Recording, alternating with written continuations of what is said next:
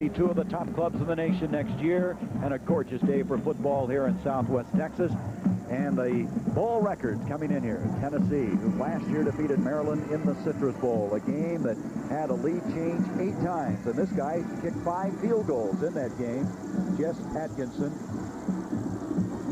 Going back deep, Pete Panuska out of Britain, New Jersey. He returned the kickoffs ever since the Memphis State game. Pat, we expect some fireworks. And Tennessee's got a very potent offense, very good skilled people. They want to come out and spread the Maryland defense out and throw the ball. Atkinson hit it deep, and they will start at the 20-yard line. Maryland actually won the toss. They deferred, and as an end result, Tennessee with the football, and offensively, they are very excited about quarterback Tony Robinson. Johnny Major says the best he has been around. B.B. Cooper, only 5'6", but he's a dynamo. Johnny Jones, the all-time leading rusher for the Vols. Tim McGee set a school record this year with 54 catches. And Eric Swanson, deceptively quick at that wide receiver spot. Jeff Smith with 26 catches this year for the Vols. They come right out in a 3 wide-out situation. They want to spread that Maryland defense. From the 20, Robinson to throw on the first play. And it's complete. Coming up with a catch, Eric Swanson, a gain of 3. It'll be 2nd down 7. Bobby Gunderman making the tackle for the Terrapins. The rest of this Tennessee offensive picture up front, David Douglas, a real scrapper. He's blossomed this year. Bill Mayo, the All-American guard. Raleigh McKenzie is their best lineman. He's come out of nowhere this year. Todd Upman, they feel he has amazing potential. And Bruce Wilkerson, he could be dominating another year. It'll be 2nd down and 6 officially. Here comes the little man, B.B. Cooper at 5'6", the senior. Eric Wilson, the all-time leading tackler for Maryland, made that stop. It'll be 3rd and 5. Defensively, Wilson leads this corps, but he has able help from Scott Shankweiler, I should say. Ted Chapman led him in sacks this year with 7. Here's the all-ACC pick. Neil Sampson, he's a plugger. He's an anchor up front. Dave Amon, strong. He's a redshirt freshman. And Terry Burke, he started last year in the Citrus Bowl game. On 3rd and 5, William Howard, a freshman redshirt, close to the 1st down. Neil Sampson, 75, making the stop. And they are going to be short of the 1st down. Maryland plays a wide tackle 6 defense, Gary, which is a little bit unusual for college football. You really don't see it often.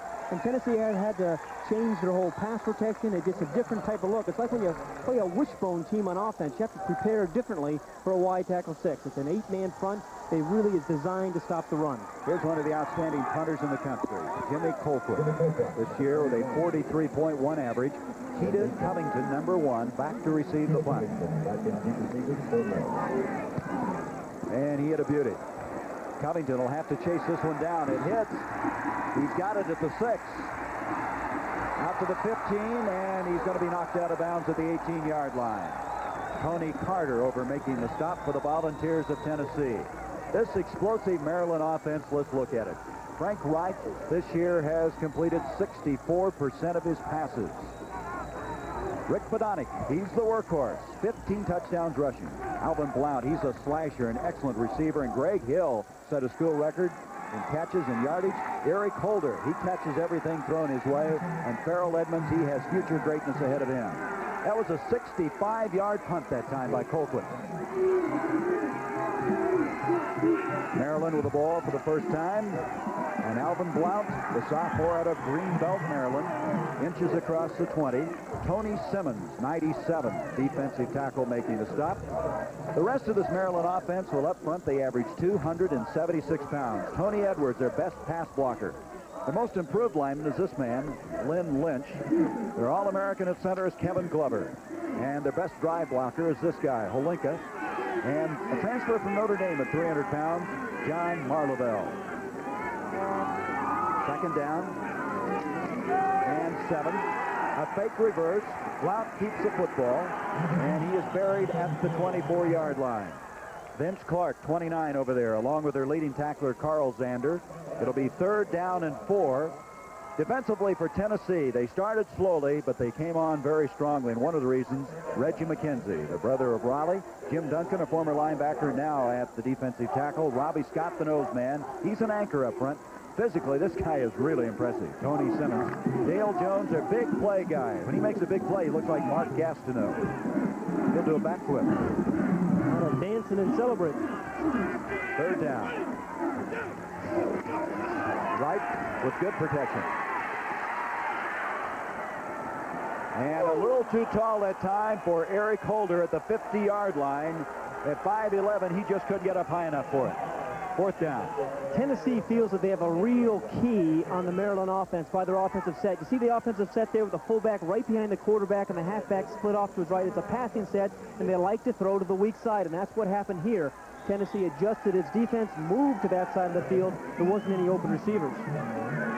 Back to receive the punt is going to be Andre Kramer from Darrell Wright. Wright is number 9. Average this year 41.4 per punt. A low end over end kick. Kramer at the 27. And he'll get out of bounds at the 31-yard line. So Tennessee will have it again after a 49-yard punt. Season beginning on CBS and beginning under ideal weather conditions. And what a delightful week it has been for these two teams, the players. The Sun Bowl has a reputation of entertaining the players as well as anybody in the country. And we just want to wish you happy holidays. Pat Hayden and myself, along with our crew in the truck. Got a bullfighting going on this week by some of the teams and of our crew. Happy to report, no one seriously hurt. Tony Robinson gives off to Johnny Jones, and Jones will pick up 2 yards on the play. It'll be 2nd down 8. Scott Tye made the tackle.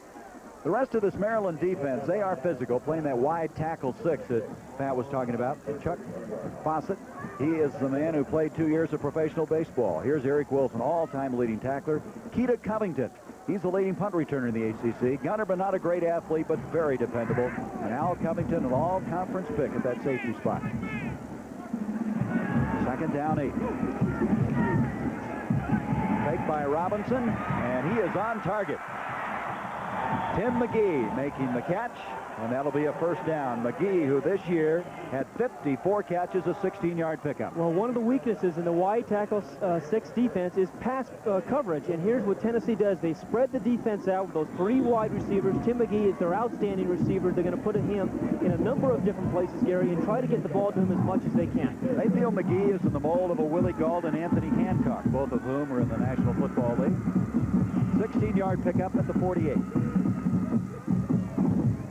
Robinson off to Johnny Jones again, the all-time leading rusher at Tennessee.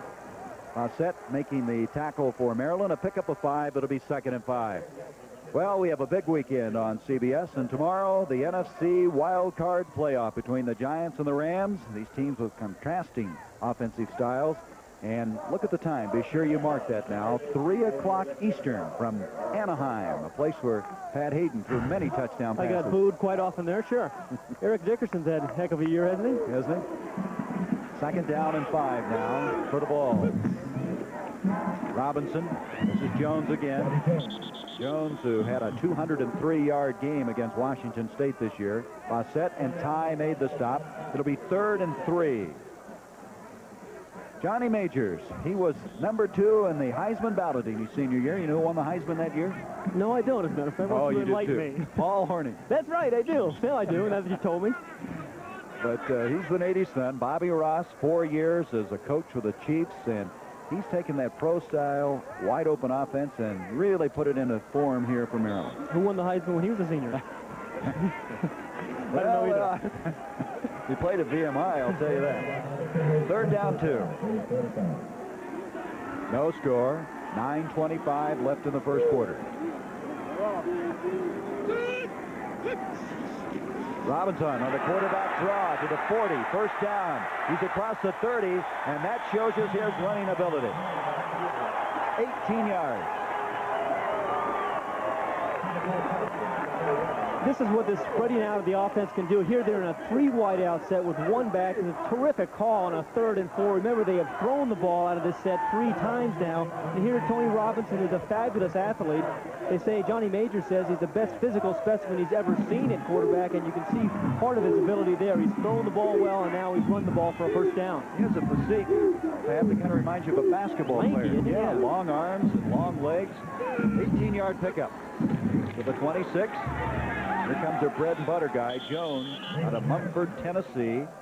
Moving that pile forward, a pickup of 5, 2nd and 5, Sampson on the tackle. Well, this is just what Tennessee wanted to do here early in the football game. They are so concerned with Maryland's explosive offense. You mentioned them scoring 42 points a game, that they wanted to control the ball. They were going to do that with short, quick passes to his wide receivers and then give the ball to Johnny Jones. Pick up first down, control the clock. There's the season the Vols had. They played the heck out of Florida, who, of course, won their conference. On a 2nd and 5. 2 wide out at the bottom of the screen and up the middle. This is B.B. Cooper. Keita Covington made the tackle, first down in the vicinity of the 10-yard line.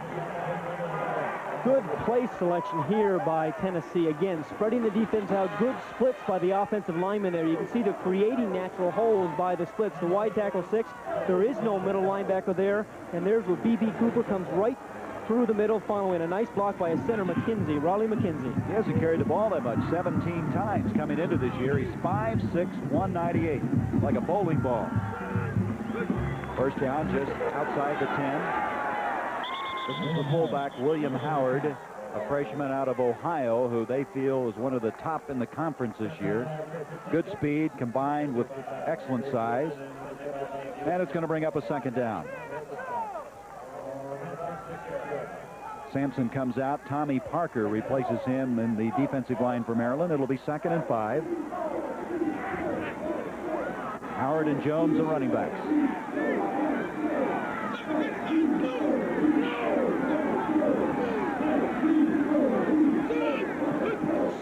Robinson to throw. The catch is made by McGee. He's just short of the goal line.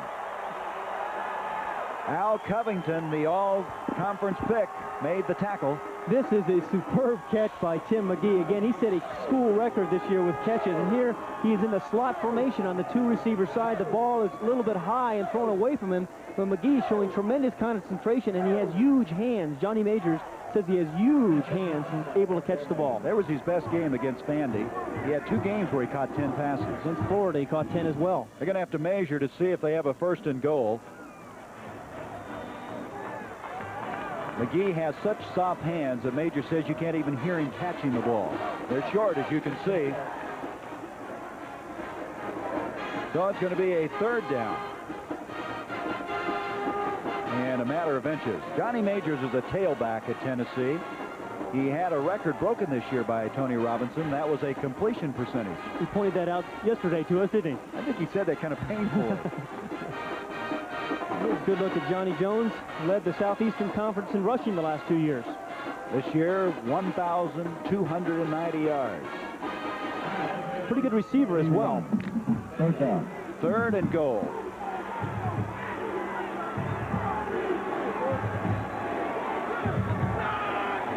Power eye to the right.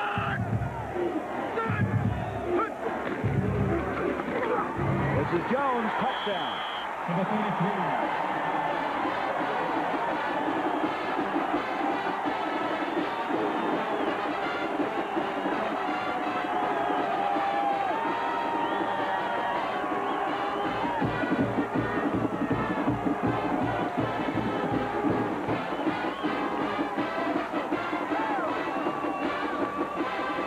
Johnny Jones' 11th touchdown run of the year. Faoud Reveiz will come in and attempt the point after.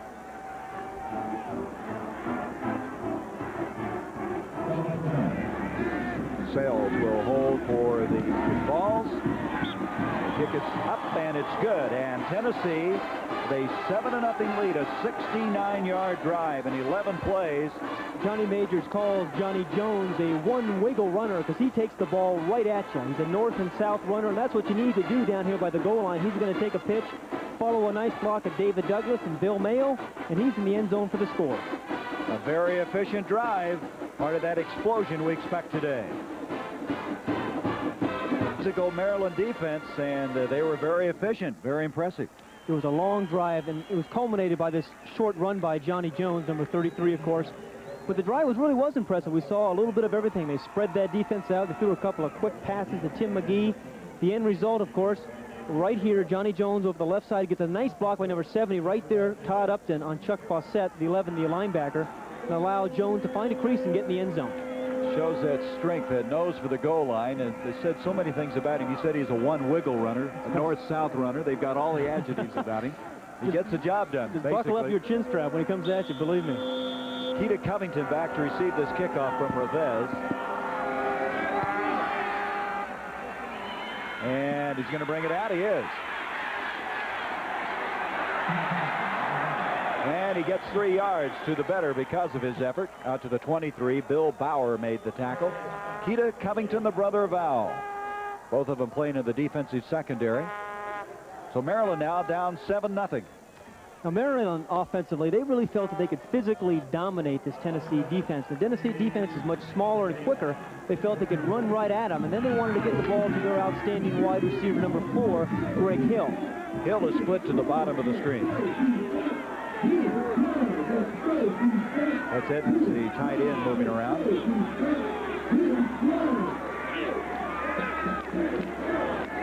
Wright getting off to Blount. Blount across the 30. About a yard short of the first down. Dale Jones, 54, made the stop.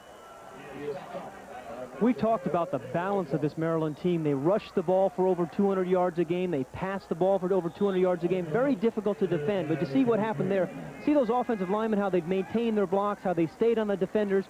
That allowed Blount to find a little crease there. That's good concentration and good staying on blocks by the offensive linemen. Second down, a yard to go. Maryland in the last 6 games just rolled over everyone. Finished with that 8-3 regular season mark. Here's Badonic going for the first down, and he has it. Badonic, the workhorse, who has 16 touchdowns this year, 15 by rushing. There's no doubt that he is going to get the ball on short yardage and goal line situations, and actually Tennessee expects him to catch the ball.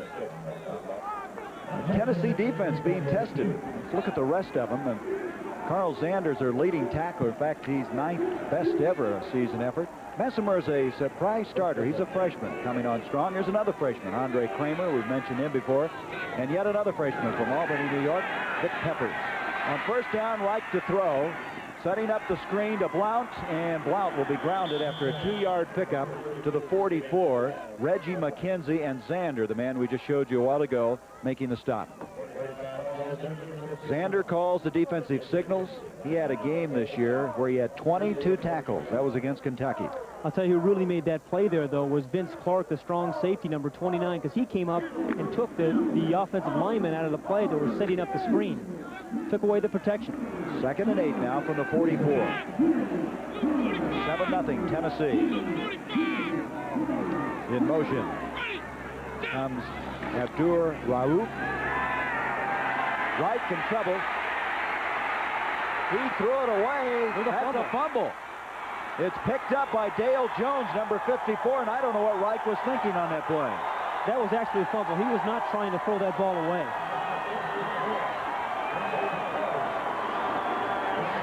A big defensive play here by Tennessee. Now, you're going to see Reich, number 14. He's just trying to turn the corner here, trying to shake loose. He is not actually trying to get rid of his ball. It just comes right out of his hand, and there is Dale Jones, number 54, who has the nose for the ball. He always seems to be around it. He's there to make the recovery. A big turnover by a very quick Tennessee defense. That was Richard Cooper on that replay, number 77, that actually grabbed his arm and precipitated that problem. And there's the guy that came up with a fumble. Jones has made 18 big plays this year. They call him the hit man. So Tennessee with excellent field position at the 14 of Maryland. Robinson to Jones, inside the 10 to the 5, and that one wiggle runner to the 3. It is very close to a 1st and goal. we're going to get another look at the power of Johnny Jones. Johnny Major says he's got great body lean. If you just give him a little chance to get going, he's such a low runner. He gets that shoulders forward. He just crushes right through Chuck Fawcett, number 11. He breaks tackles. It's a big gain for Johnny Jones. They're going to have to measure to see if they have the first and goal. That is the resourcefulness of Jones on that play. Straight ahead, spinning, moving, breaking the tackles. And the indication, let's see what they have here. They have indication of a first and goal. We're going to get a look here at Stan Gelbaugh. He's the backup quarterback at Maryland, number 8, warming up. We don't know whether Frank Reich is hurt, but he did get to take a big hit. Stan Gelbaugh now has played some. He's played when Reich was hurt early in the year and played very well for him. He started 5 games for him. First and goal. Just outside the 3. Howard, the fullback. Howard gets that pickup of 2 yards on the play. You know, I've been impressed with this Tennessee offensive line, Gary. They were concerned about Maryland being so physical and Maryland trying to dominate the offensive line, but this Tennessee offensive line really gets off that ball so quickly. It's giving Johnny Jones and the other backs an opportunity to run. Well, with McKenzie, who Johnny Majors feels the best he's had at that spot. Mayo, the All-American, Upton at 276. Got some forces up front. On the 2, second and goal. Howard, Jones, and Wilson now in the backfield. This is Jones. And Jones is not going to pick up anything on that play, and there's some of that physicalness you were talking about. I don't think I would have turned inside if I were he. That was Messner, 83, the All-ACC pick, and Shankweiler, Scott Shankweiler, who was their MVP on the special teams a year ago. Take a look at Johnny Johnson. We've seen him run inside with great power and the strength. Now he's going to try to get to the outside, but the Maryland defense really forces him to cut back by some quick containment, and there's a lot of white jerseys there around Johnny Jones. Good containment by the Maryland defense. They lost some yardage. Third and goal to 3 now. Robinson to Charles Wilson, and they're not going to get in. It's 4th down. That's a big goal line stand for Maryland. That is really amazing because Tennessee has really been the team this year noted for goal line stands. But boy, I tell you what, Maryland bowed their necks. Played very good defense down here. Well, these two teams have outstanding field goal kickers, and one of them coming on now, Faoud Ravez. He is the all-time leading scorer. Look at that, 18 consecutive field goals. You know when he missed one? He tried a 57-yarder. Well, Johnny Major said he could probably kick a 60-yarder. He'd feel comfortable sending him in. This attempt is going to be a 20-yarder. And wait a minute. Penalty flags.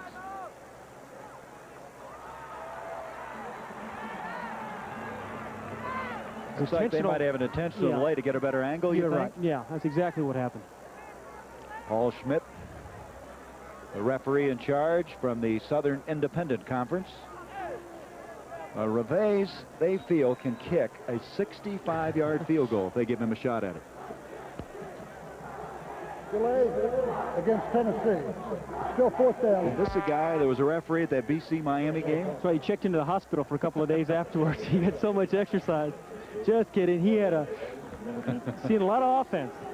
Now this will be a 24-yard field goal. A little better angle from the left hash. Ravez, he's got it. And Tennessee has a 10-0 lead. All capitalizing on the turnover. 10-0. The Vols over the Terrapins. And talk about some performances in past history. Guy Benjamin, playing for Stanford in '77, had performance ever, 269 yards against LSU. That was quite a game. Stanford won it 24-14. I believe Bill Walsh was his coach at that time there at Stanford. They had an outstanding rushing performance in that game, too, by Charles Alexander of LSU. Fuad Ravez will kick off after just booting a 24-yard field goal, and Covington at the 5.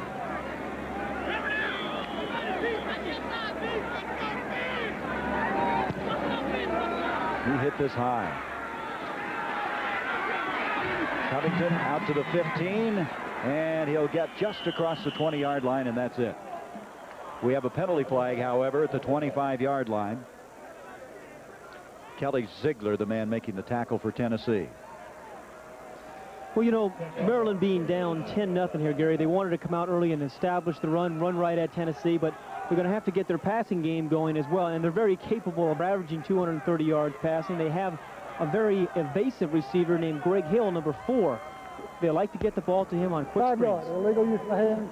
Okay, they caught him. Against Maryland. So they're going to start with a bad field position. Thus far in this game, Tennessee has had the football 9 minutes and 16 seconds. Maryland with only 3:15, and there's the end result offensively. Right according to Johnny Major's plan. He wanted to control the clock, control the ball with his offense, and control tight passes. Tommy Neal now in the backfield along with Bodonic. Maryland trailing 10-0. Right. Batted up and still caught by Greg Hill. And as he buried, this Tennessee team is fired up. Boy, they are quick, aren't they? Last year, they were the top defensive team in the Southeastern Conference. This year, after injuries early, they've come on to play aggressively. And you know what Tennessee has done? I've been talking to people, is deflect a lot of passes. That's a good sign of good defensive coaching. All their defensive linemen get their hands up, and you saw the result there. The ball was deflected. They actually lost a yard on that play. 2nd down, 11. You see the time in the background, 1:48. This will be Neal. And Neal back out to the 20-yard line. Dale Jones there again to make the tackle. Christmas Day on CBS. You'll see many of the nation's top college players take part in the annual Blue-Gray football game. And then the NBA returns for the matchup of Eastern Conference powers, the 76ers and the Pistons. The Doctor and Isaiah Thomas, just 2 of the many fine players that you'll be seeing. I believe in that blue-gray game, we're going to see Reves. We'll be playing on Christmas Day on CBS. From the 20, 3rd down, 5. Reich on target. Oh, what a blow delivered, though, on Eric Holder. Boy, I want to tell you, that's a catch. A 6-yard pickup, and that would be enough for the 1st down. This is one of the better 6-yard catches you're going to see. But again, Tennessee has a feel about this kind of set. They think it's a weak side pass. They know it is, and there's a lot of people around the ball. There's nobody running wide open, but Holder, great concentration in traffic. The guy that made that hit, Pat, was Tommy Sims, a junior, who's been hurt a lot this year. He delivered a blow. Neal in the backfield, Bodonic alongside him. Reich on 1st down. Pulls it down. Has a man open, Hill. At pump, got the secondary committing, and he had a man behind him. Well, Reich drilled this ball a little bit too much. Had he put a little more loft on it, Gary, and thrown it over the defender, Hill could have run under it. The ball's like a frozen rope. He throws it pretty hard. He just needed to get a little more loft on it, and Hill could have run under it for potentially a big touchdown. So it brings up 2nd down. Wide open offense, throwing on 1st down. It's hard to get tendencies on this Maryland team. They want to get the ball to Greg Hill, I know that. Abdullah Raouf and Sean Sullivan now in at the wide receivers. Give to Tommy Neal. And Neal. Make that Bodonic. Rick Bodonic carrying the ball out to the 34-yard line. Maryland is so well balanced. They come back and run a draw play here after throwing the ball downfield for a potential big play. Big hole there for number 40, Bodonic. And the block by the center, Kevin Glover. He is the All-American center right there against Robbie Scott. He misses him there, but he's going to come back and block Carl Zander, number 45. So he does try to create a hole there for Bodonic. And we have come to the end of this 1st quarter, and it's been all Tennessee thus far. The Vols with a 10-0 lead after 15 minutes of play. Yes, next week the Peach in the Cotton Bowl. We start the 2nd quarter. 3rd down and 2 for Maryland, trailing 10-0. Bodonic and Neal in the backfield. Reich up to Tommy Neal. Ian Blount will alternate at that tailback spot. Jim Duncan, 31, the transfer from the junior college ranks, made the stop. In that 1st quarter, you can see how long Tennessee had the football. Well, that has been the significant stat of the 1st quarter. That's just what Johnny Majors wanted to do. Of course, we saw the one big turnover that turned into 3 points for Tennessee as well. That was the fumble by Reich. Well, they're going to measure to see if that effort by Neal was enough for the 1st down. And they have the 1st down. Maryland needed that one. They need some success. At the 36 now, they have a new series. If I were Tennessee, I would be happy I have a 10-0 lead, but still very, very precarious lead, as explosive as Maryland's been. Remember, they've averaged 45.5 points in the last 6 games. And remember, they were down 31-0 to Miami a few weeks ago and came back to beat them 42-40. Jimmy Johnson doesn't want to remember. You're right. First down from the 36. Greatest comeback in Division I history. Reich behind Greg Hill. Now that was not well thrown at all. Let's look at the two field generals in this game. Reich, number 14, and Robinson for Tennessee. Well, you know, they're both very accurate quarterbacks. They're both completing over 60% of their passes, which really is a phenomenal figure. And they're both extremely accurate on long passes. Both their coaches sung their praises about throwing deep balls. I would assume Robinson's a better runner of the two. Reich does not have the great speed. Gelbaugh, the backup, is a better runner. Well, we saw Robinson in that quarterback draw in the first quarter. There's Reich's effort thus far. And a second down. And again, now Hill that time did not locate the ball. They are not in sync right now. Well, it looks like Frank Reich is a little bit disturbed, a little bit unnerved right now. He's had some pressure. He had that big turnover, and this is a very quick defensive team by Tennessee that's beginning to put a little bit of pressure on him. And right now he's rushing his throws. He's had receivers wide open, but he's rushed his throws. And so checking into the lineup now comes Eric Holder along with Sean Sullivan. Sullivan coming back from an injury. Farrell Edmonds will be the tight end, and Bobby Ross is concerned.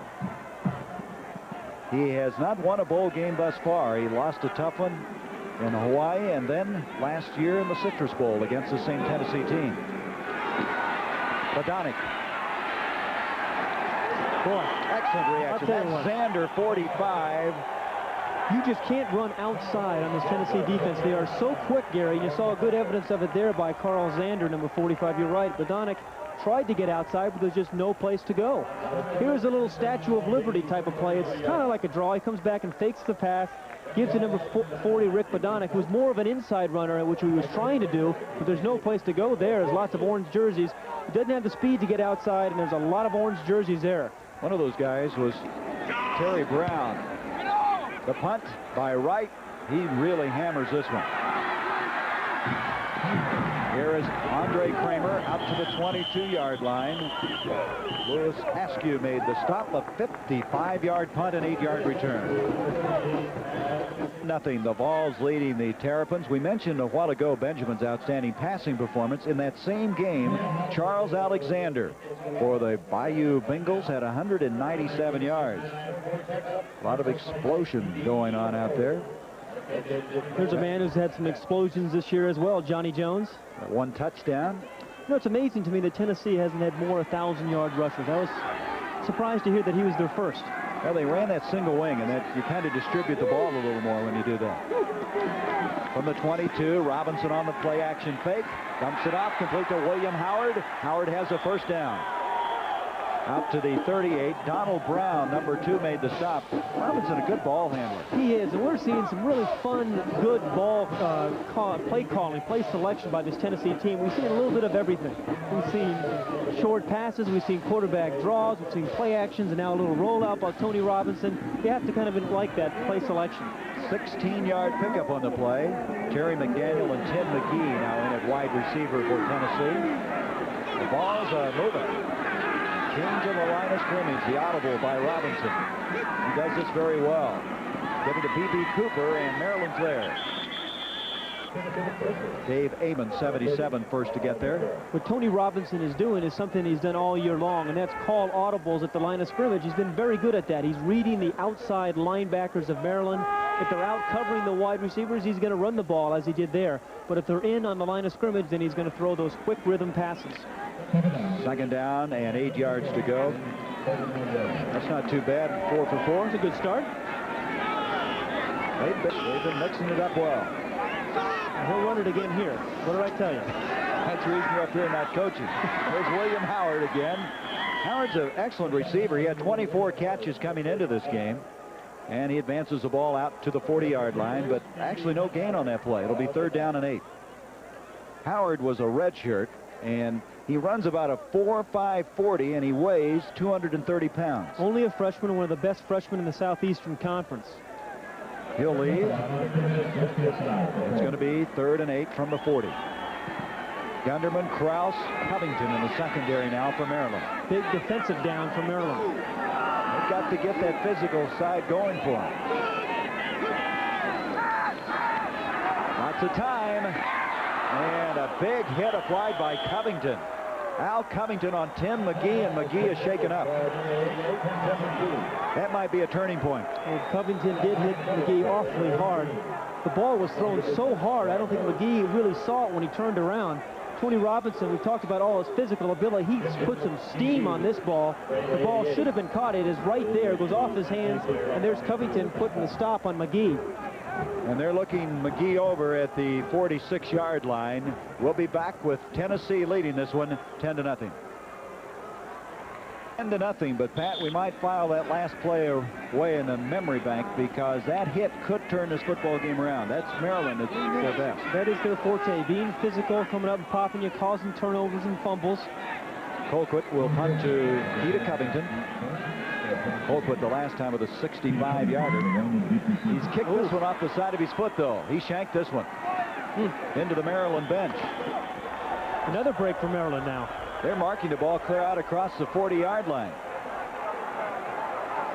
Well, as we said, this is the beginning of our bowl coverage on CBS, and in Atlanta on New Year's Eve, the Peach Bowl. Purdue, Jim Everett, their outstanding quarterback, and Virginia, who played that ACC championship game against Maryland. That was for the title. And then at halftime, we're going to have a feature on Doug Flutie, which I think is shining. And of course, he'll lead the Eagles against the Cougars of Houston on New Year's Day in the Cotton Bowl. That was a 19-yard punt. From the 41 is where Maryland will have it, trailing 10-0.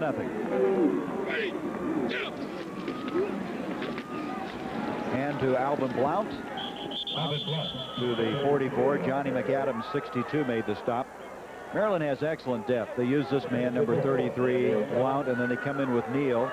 Both of them have had big games. Blount had 214 yards against Clemson. Neal had 122 against Duke this year. And we talked about these backs being complete, and they're unselfish. They'll block for one another. They catch the ball out of the backfield, and they're all very good runners as well.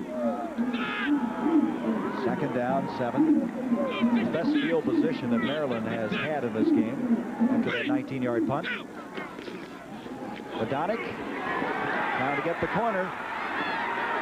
Again, Tennessee with a quickness, a gain of 2. Zander over there first. Again, Tennessee is the quicker team. It's going to be very difficult for Maryland to turn the corner running outside against a quicker defense. Again, we talked at the top about them being more physical and running out at them.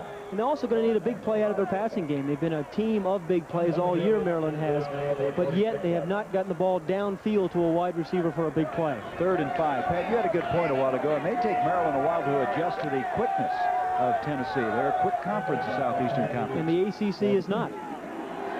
3rd and 5 now. Maybe this is the big play they need. Let's see. Right, complete. Holder, that's the first down to the 45. He had to run some, though, because he caught it short of the first down. Lavoisier Fisher, number 40, over to make the tackle. A nice call here by Maryland. They needed 5 yards. They ran a couple of receivers deep and cleared it out, and then they allowed Eric Holder, number 81, who is their 3rd down possession type receiver, to come underneath those deep receivers and pick up the first down. Good play selection. 9-yard pickup. Bodonic threw a big block on that play. Again, that complete back that they have that you were talking about. Blount, Bodonic in the backfield. Holder comes in motion. A little stumbling, having a tough time keeping his footing. Blount, Zander again on the stop. Zander's just all over the place. The All-Southeast Conference pick. He's been their defensive player of the game on 4 different times. And Tennessee has an outstanding tradition at inside linebacker. Paul Newmoff, Steve Kiner, to name a few. It's a tough position to play, that inside linebacker, because you both have to be very physical to make some tackles and have speed to be able to cover backs. 2nd down. Blount and Neal now in the backfield. 2nd down and 9. Play action by Wright. Nice touch. Greg Hill's got it. That'll be a first down catch. Nice touch on the ball by Reich, an 11-yard pickup. Well, that's a good point. That's what the Maryland coaches say about Frank Reich. He has tremendous touch, a little bit better touch than Boomer Esiason had last year for Maryland. here is what they were trying to do all day, is get the ball to Greg Hill, number 4. He is their big play receiver, as a school record holder. Nice little outcut. Kramer, number 1, has given him a lot of respect. Loose coverage for Hill. Hill was part of that unbelievable comeback against Miami. 8 for 182 yards. Trailing 31-0, scored on all 6 possessions in the second half. And Blount this time is wrestled down by Dale Jones. And Jones, like Sanders, played well. Now they're indicating the ball was loose. Tennessee thinks they have it, and they do. Boy, well, Dale Jones is in the backfield incredibly fast. Richard Cooper was involved in that. He was the guy the first time. That's exactly right. It's quite a combination. Dale Jones, Johnny Majors calls him an old-time Tennessee-type player.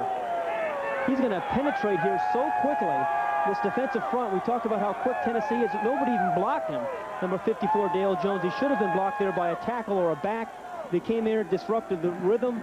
The ball never really got to the ball carrier. It came loose, and Tennessee made the recovery. I'm sure Maryland doesn't want to get behind 31-0 and have to put on one of those patented drives, but they trail 10-0 and 2 big turnovers. Robinson trying to capitalize early on first down. Now here's the running ability. Look how quickly and easily he scrambled out of there. And graceful. Pickup of 2, but more importantly, I don't believe that you're going to get a good shot at this man. It's interesting. Walt Harris, their offensive coordinator, has coached 5 #1 draft picks in the quarterback draft in the NFL. He felt he has more physical ability than any of those people he's coached before. These 2 teams played in the Citrus Bowl last year, and Tennessee won it, and here's the final today in the Citrus Bowl. Georgia, Florida State. Second down and 8. Charles Wilson. Go check that. Johnny Jones, and Jones out to the 43-yard line. Again, showing how difficult he is to bring down.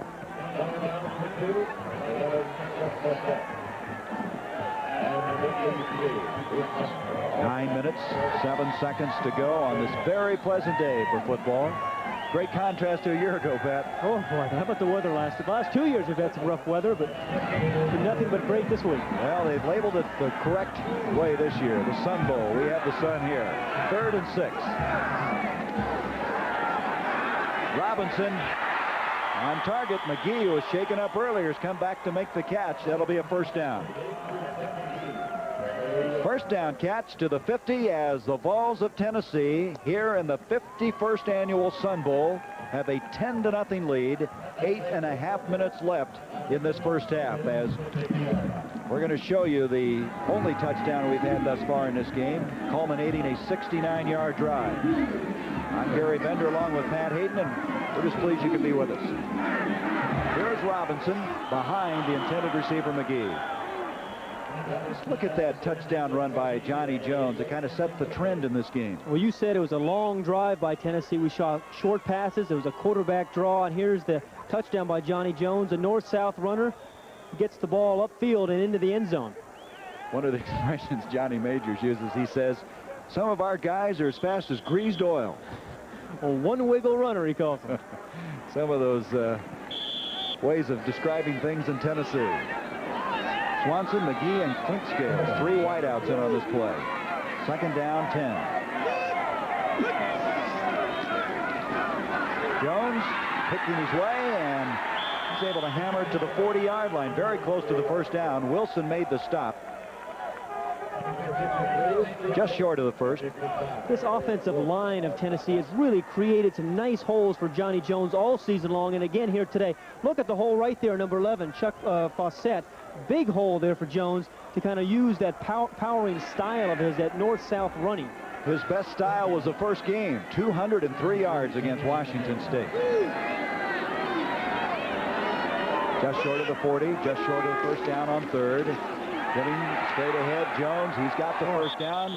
Taking a big beating, though, in the vicinity of the 37. You know, Tennessee really has some weapons. They have the speed outside, and their receiver, Tim McGee. They've got a big arm, and their quarterback, Tony Robinson.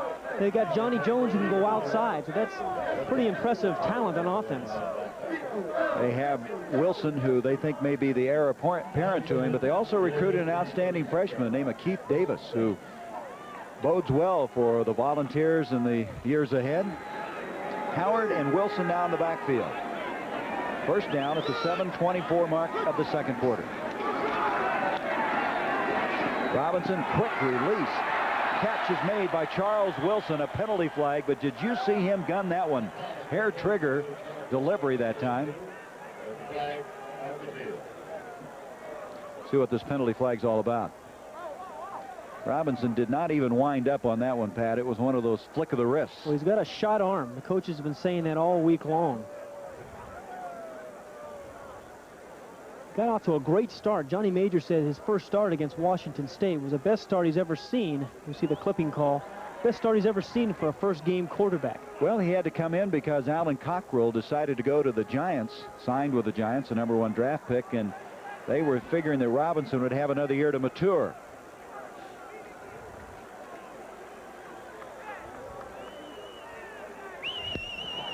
We have a clip after the reception against Tennessee. We're going to play first down. That moves the ball back out to the 44. They have to go now to the 26-yard line for a first down. Tennessee has been lining up Tim McGee some at tight end and in the slot. This time he's in the slot formation. They're going to have to put somebody on his nose to slow him down. His release off the line of scrimmage. First down and 18 for Tennessee after that clip. Robinson out to Jones. Jones to the 40, Jones to the 35-yard line. And they're about 9 yards short of the first down. Shankweiler made the stop. Jones is an excellent receiver. He has 13 catches this year for 1 touchdown. Both of these teams expect their backs to be able to catch the football. Majors, who played for his dad in high school and feels that he had as much influence on his coaching career as anyone. His father's name? Shirley. Absolutely right. I bet you nobody came up and kidded him about that name. On the quarterback draw, Robinson. And Robinson short of the 30. Parker making the stop, number 91. Well, tomorrow, the Giants and the Rams from Anaheim. And that's the NFC wild card playoff game. Phil Simms is passing. The Giants with an excellent defense. The Rams with the one and only Eric Dickerson. And be sure now to mark the time. It's an unusual starting time, 3 o'clock Eastern. Jeff Kent's been a bit of a surprise for the Rams this year. Ferragamo's been hurt, but he's played very well. Third down and 4. Robinson, and that's the first sack, and give it to Neil Sampson, 75. The sophomore from Yorktown Heights, New York. They call him the plugger, and he just plugged away that time and got the sack.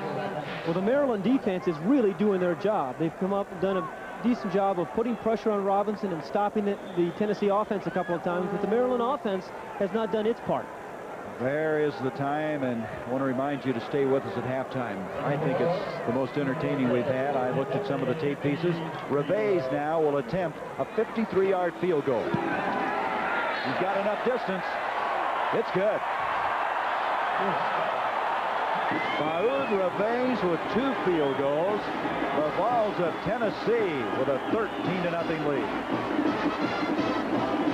53 yards, and we're all saying up here in the booth it could have gone 65 if he wanted it. The record here is 62 by Tony Franklin. Played for A&M. Faoud Reveiz, and he is one of the many outstanding field goal kickers we've seen this year.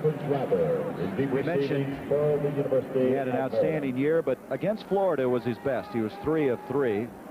And you think about the field goal kickers we've seen this year. John Lee of UCLA. He's in DeHaas brothers out in Arizona. Kevin Butler's had a heck of a year again. Yes, he has. He kicked a 60-yarder this year, as this man has. He kicked it his sophomore year. He had enough on that one. He almost kicked downtown El Paso. Juarez. 13-0. Wrong direction, Pat. At halftime, I just briefly alluded to this, and believe me, I did not do these pieces, so I can be objective about it. I think that you're going to really enjoy a background, a feature piece on Doug Flutie, the Heisman Trophy winner. It's something special. It shows you the man away from the football field. And then, I'm sure you heard what happened in San Diego last night. Should BYU be #1? And at halftime, the festivities, they always do very well here. I'll show you the finale of our halftime performance. Lavelle Edwards and his team winning their 24th straight game. Tommy Neal gets one for all that. They just can't get wide. Well, you're right, and they shouldn't be trying to run wide. With 5 minutes left here in the second quarter, it's important for Maryland to get on the scoreboard with something before the half closes, because if they don't, they have to punt. Tennessee's been controlling the ball so much they may not see it before the second quarter runs out.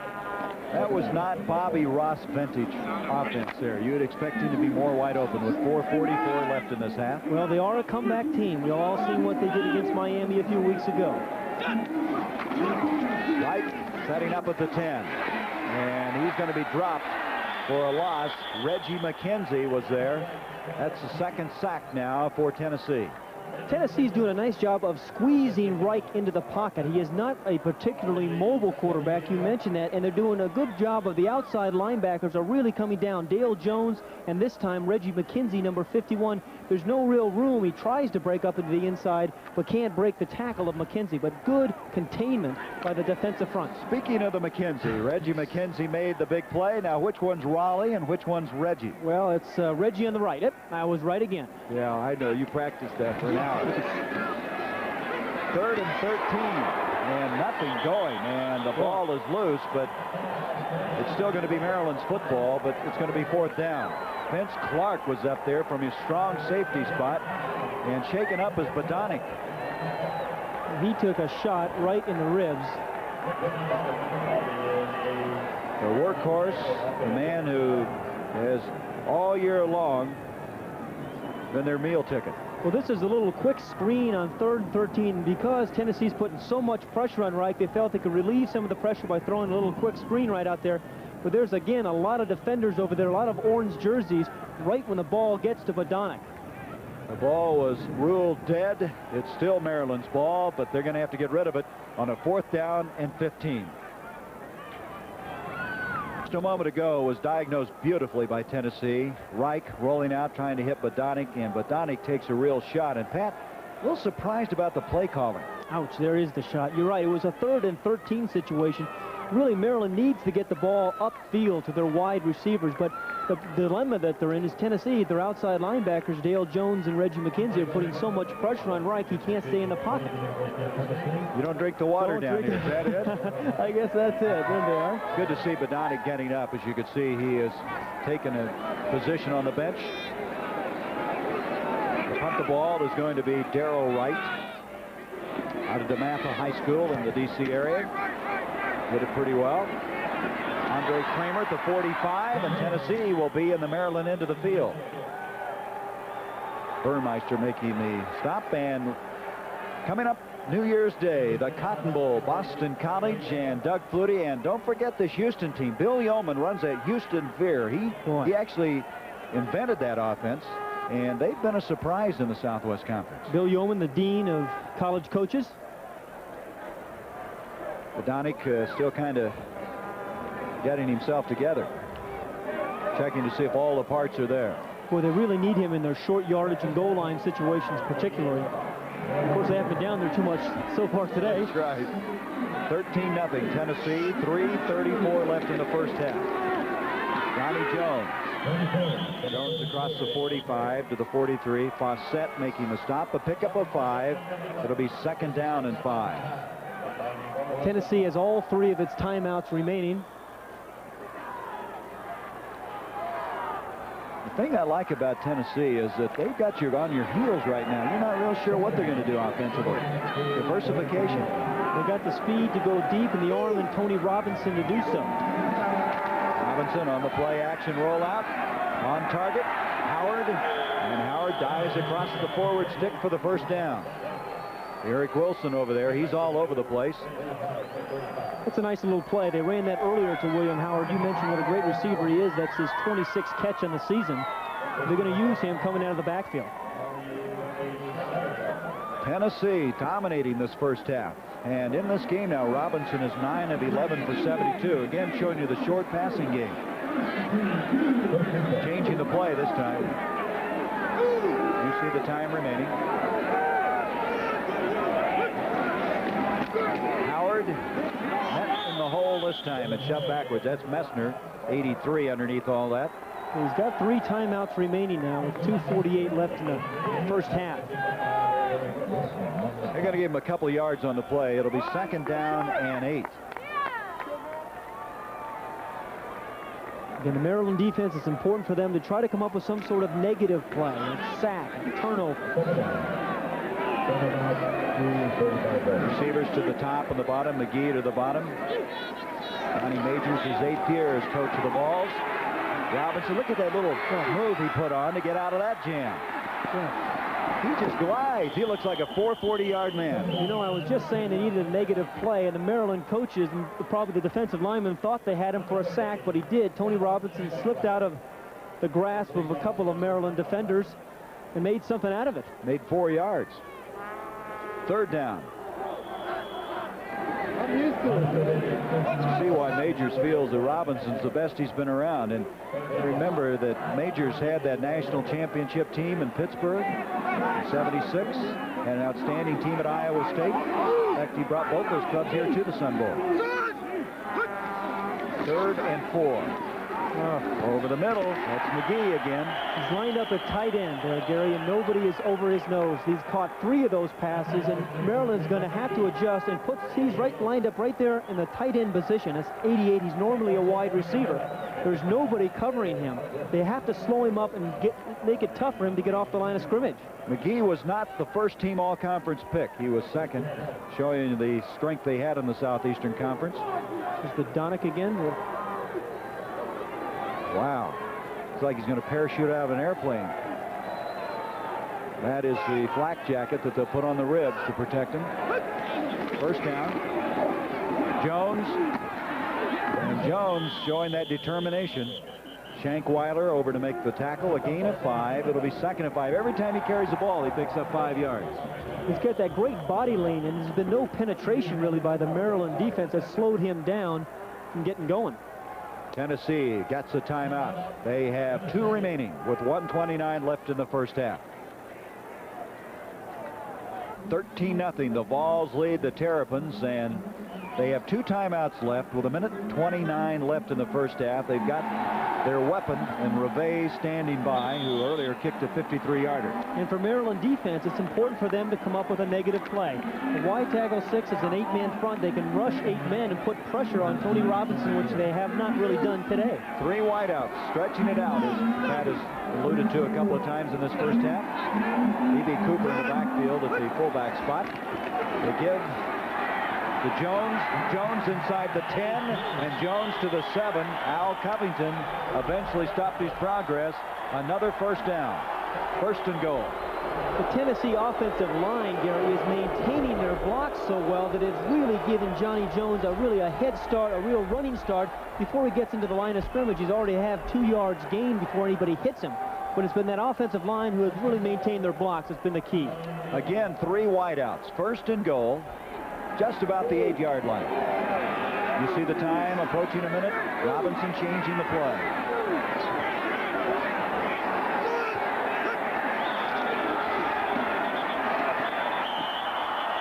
McGee, the intended receiver. There's too much time. There's a delay of game. I wonder because he kind of gave up on the play. We're going to have a delay of game. McGee was so open on this play. He was wide open. He called the right audible, obviously, because there was a blitz on there by Shankweiler, number 30. He just beats Al Covington, number 18. Now, Covington may have given up if he had heard the whistle blow or the flag was thrown, so perhaps McGee wasn't as wide open as we thought. I think McGee gave up a little bit, too, as the whistle and the 5-yard walkout by Paul Schmidt. 12 delay against Tennessee. We're still playing 1st down. You know what made that last play so tough for Johnny Majors' team is it got very noisy at that stage, and Robinson was having a tough time changing it. Bobby Ross wants this game to be ranked in the top 10 at the end of the season. So after the penalty, it's 1st down, 13, 51 seconds. They're doing the wave here, and that's the reason for all the noise in the background. Jones struggles to the 5. Covington made the tackle. Tennessee ought to use a timeout. They're going to. They're calling their 2nd. They'll have 1 left. Timeout at the 5. As Robinson goes to the sideline. Tennessee and Maryland are two schools here in the Sun Bowl. Let's visit those respective campuses. A record crowd here at the Sun Bowl, the 51st annual. Tennessee with a 13-0 lead. 41 seconds left in the first half. Bobby Ross's team defensively needs a big play. Cooper, Jones in the backfield. One timeout remaining for this man. Robinson changing the play.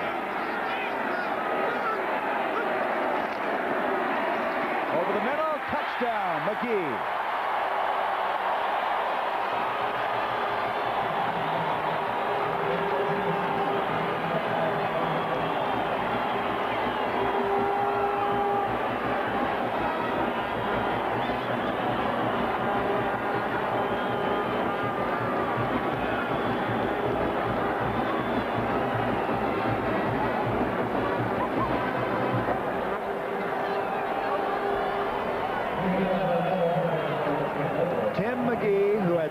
Touchdown catches in the regular season, coming up with that one.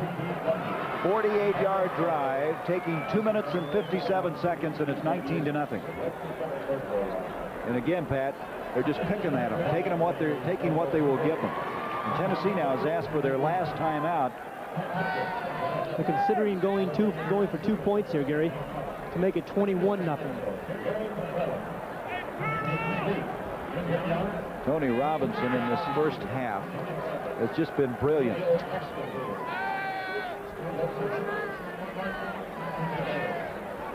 Let's go to the first look at the touchdown to Tim McGee, number 88, as you're watching him. Again, this time it's man-to-man coverage. Al Covington there in the middle of the screen is trying to cover him. He's a safety.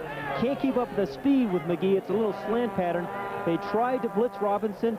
Here's an isolated look. Covington, the free safety against me. Just faked outside, came right inside, wide open. The blitz was on, so there were no linebackers there to give him any help. And the reaction, number 7 of the year, as greeted by his teammates. And in this first half, Robinson is 11 of 13 for 86 yards and a touchdown. McGee has 5 catches for 44 yards. And what impresses me about Robinson is how many times he's changed the play. He's been very, very good. It's done that all season long, been very good at the line of scrimmage. Now, on their 2-point play here, what Johnny Majors told us yesterday, his first receiver should be number 87, Joey Clinkscales, on the right. And then he's going to bring somebody from the backside. 19-0, going for 2, and again he's changing the play.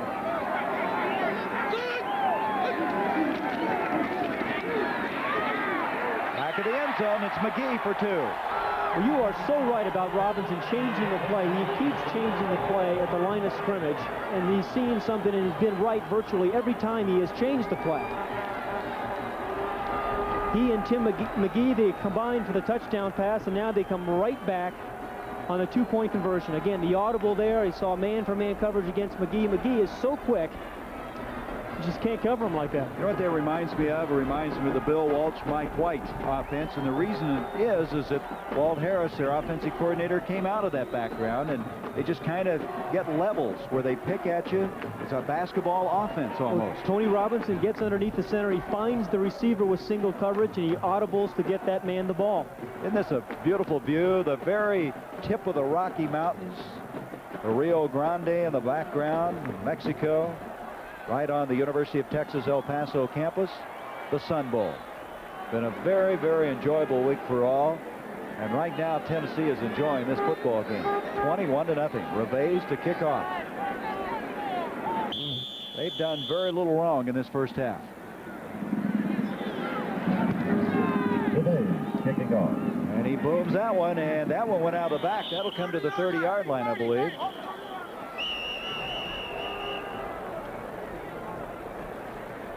At halftime, again, a look at the issue. Is BYU the #1 team of the country? They defeated Michigan last night. Doug Flutie profile, a Heisman Trophy winner, members of his family, the profile that I think will give you another insight on a remarkable young man. And at the issue is BYU the #1 team of the country? They defeated Michigan last night. Doug Flutie profile, a Heisman Trophy winner, members of his family, the profile that I think will give you another insight on a remarkable young man. And And then the halftime festivities. They really have a outstanding halftime. They've been practicing here all week long.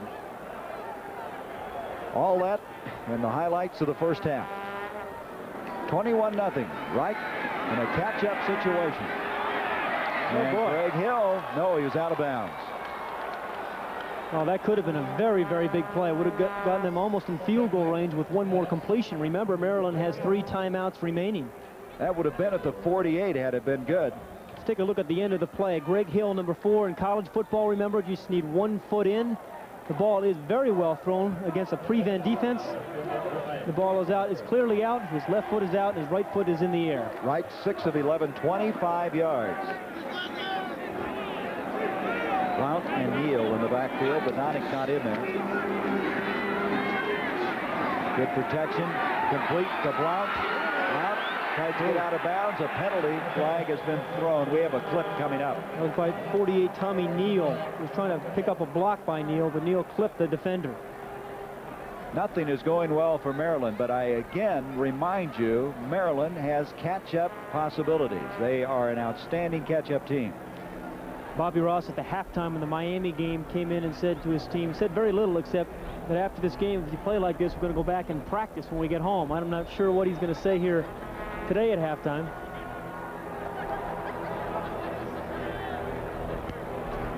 We're clipping during the run against Maryland. We'll play second down. Well, with 21 seconds now, they'll just probably fold it up here. With a 21-0 lead, Tennessee. Maryland, remember, coming in here, have won their last 6 in a row, and impressive wins. I mean, they were playing some teams like Miami and Clemson. 42 points a game they average. Yep. Virginia. Coming out of there is Blount. Blount will get out of bounds to stop the clock with 14 seconds. Sims made the stop, and on 2 big plays, they've shown you how they can strike. And Johnny Majors is obviously upset with the defensive front there. The only kind of run you can run in a situation like this is a little bit of a draw action. Blount, it's a dream for a running back in this kind of situation, but he does a nice job of getting out of bounds. He knows the clock is very much a factor, close to the first down, and does stop the clock. 2 yards short of it. It'll be 3rd. He picked up 20 on the play, but the play that was not inbounds, and that play shows you, again, how quickly they can pick up the yardage. 13 seconds left in the first half. Here is Blount again to the 50-yard line. 12-yard pickup on the play. And with 7 seconds, timeout by Maryland. They'll have 2 remaining. It used to be in college football in this situation, you throw the ball downfield hoping for a pass interference, and they'd mark the ball right down there. But this year in college football, that's no longer the rule. It's only a 15-yard penalty from the line of scrimmage. Bobby Ross, who had one son that graduated from the Air Force Academy, another that's at the Naval Academy, and he was at VMI, so they've had quite a military background in their family. Bobby, an outstanding 3-sport letterman at VMI, and then coaching at the Citadel, and eventually with the Kansas City Chiefs, coming to Maryland. Well, he hasn't lost an ACC game, what, in the last 2 years? But they're 10-1, I believe, overall. Over his 3 years. Remarkable record, the ACC. Now, this probably he doesn't want to be reminded of right now, but this is the eve of his birthday. Bobby Ross will celebrate his 48th birthday tomorrow, and right now, that may not be a very happy birthday party. Not too much to celebrate. That's right. But we wish him a happy birthday. I know he's fighting a bad cold. Seems like everyone we've been around has some kind of a virus or a cold. 7 seconds, the ball at the 50-yard line. Tennessee leads it 21-0. Here, with all they can try to do here is get a big play downfield, maybe 15, 20 yards, and get out of bounds and allow the opportunity for the field goal kicker to take a try. Atkinson has kicked a 50-yarder in his career. Badonic is in the game again. 2 timeouts remaining for Maryland. Reich rolling out and on target, but not complete with 1 second. Greg Hill, he was waiting to go out of bounds to stop the clock. That would have been the 35-yard line. You could see what they were thinking. Tomorrow, the wild card game from Anaheim. The Giants and the Rams. Lawrence Taylor against Eric Dickerson. There'll be a few collisions. Nice matchup. I talked to John Robinson this week. He is really fired up about this thing. It's the first playoff game they've ever had in Anaheim. Well, Bill Parcells and the Giants rolling the Blue-Gray All-Star Football Classic on Christmas Day from Montgomery, Alabama. Doug Flutie had a play like this, remember? Right, double pumping, deep, and it looked an awful lot like it, but it had a different end result. You're right. Tennessee intercepted. That will end our first half. 21-0 the Vols lead. Will return after this word from your local station. CBS Sports presents the National Football League. Going to have to do that now. They trail at halftime, 21-0. Reve's kicking off for the Vols of Tennessee. Keita Covington will bring it up. And he spins out to the 22. Total yardage, it was all Tennessee. It all began on this run by Johnny Jones. And this was a 69-yard drive by Tennessee, a very impressive drive. Here's Johnny Jones following some blocks over the left side. We saw a lot of offense there on that drive. And then they came back with a 49-yard drive, Tennessee did, controlling the clock. Robinson there hits McGee in a quick little slant pattern. He had beaten Covington, the free safety, on man-for-man coverage. Robinson brilliant in that first half. From the 22 now, the Terrapins. Frank Reich, who struggled in that first half, pitches back to Badonic. And Badonic's out to the 27-yard line. Gain of 4. It'll be 2nd down 6. Carl Zander made the stop. And here shows you the dominance by Tennessee. Again, the turnovers are a big story there. Tennessee converted those into some points. The yard passing, we expected Maryland to be a little bit more offensive of a show, but the Tennessee defense has really been impressive. Very physical. 2nd and 6 for Maryland. 21-0 Tennessee. Wright gives to Badonic. Badonic fighting for the first down, but there's a penalty flag at the 31. Zander made the stop again. They have announced a new record attendance for the 51st annual Sun Bowl. We're going to have holding, by the way, against Maryland. The attendance, 50,126. They added on to this magnificent facility here about 4 years ago. Get some good weather and people come out here. The last couple of years, it's been tough to get people to come out. They've done a nice job of promoting it. Got 2 very fine football teams in the game. It's been a gorgeous day for football, and as an end result, the record has been set. Just what Maryland did not need here was a penalty. They finally get something going. They had run the ball inside there with Badonic. Well, Maryland hopes this continues that way. The third quarter has been theirs. They have owned it thus far. Maryland has been an often penalized team this year. They had 77 penalties coming into today's game. It's going to be 2nd down and 12 after that holding call. Badonic and Neal in the backfield behind Frank Reich. Lots of time. Going deep. Down there is Holder defending on the play with the freshman Vic Peppers. Well, this is the first real time that Reich has had excellent protection to try to get the ball downfield. Remember, in the first half, all he was trying to do, or all he had time to do, was just to drop the ball off on short receivers. Here, he tries to get the ball downfield. Now, Eric Holder, number 81, he is really not their speed receiver. The other man, Greg Hill, is, but they tried to get Holder down the sideline. That time, he was well covered. He's been their most consistent receiver. Excellent blocking wide receiver. Now it's 3rd and 12.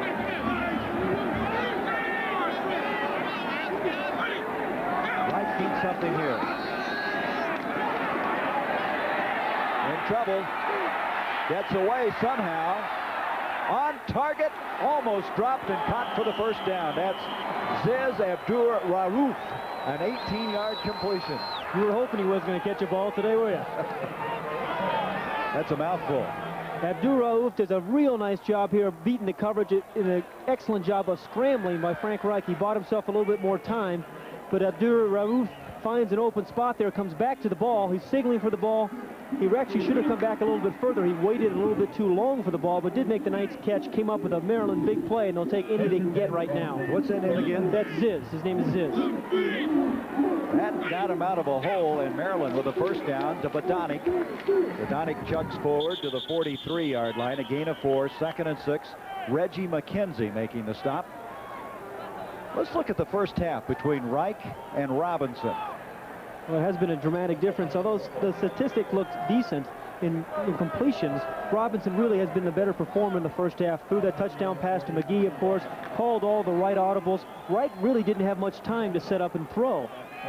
Robinson throwing the little quick patterns for those 86 yards. Second down, 6 for Maryland. Abdur Raouf in motion.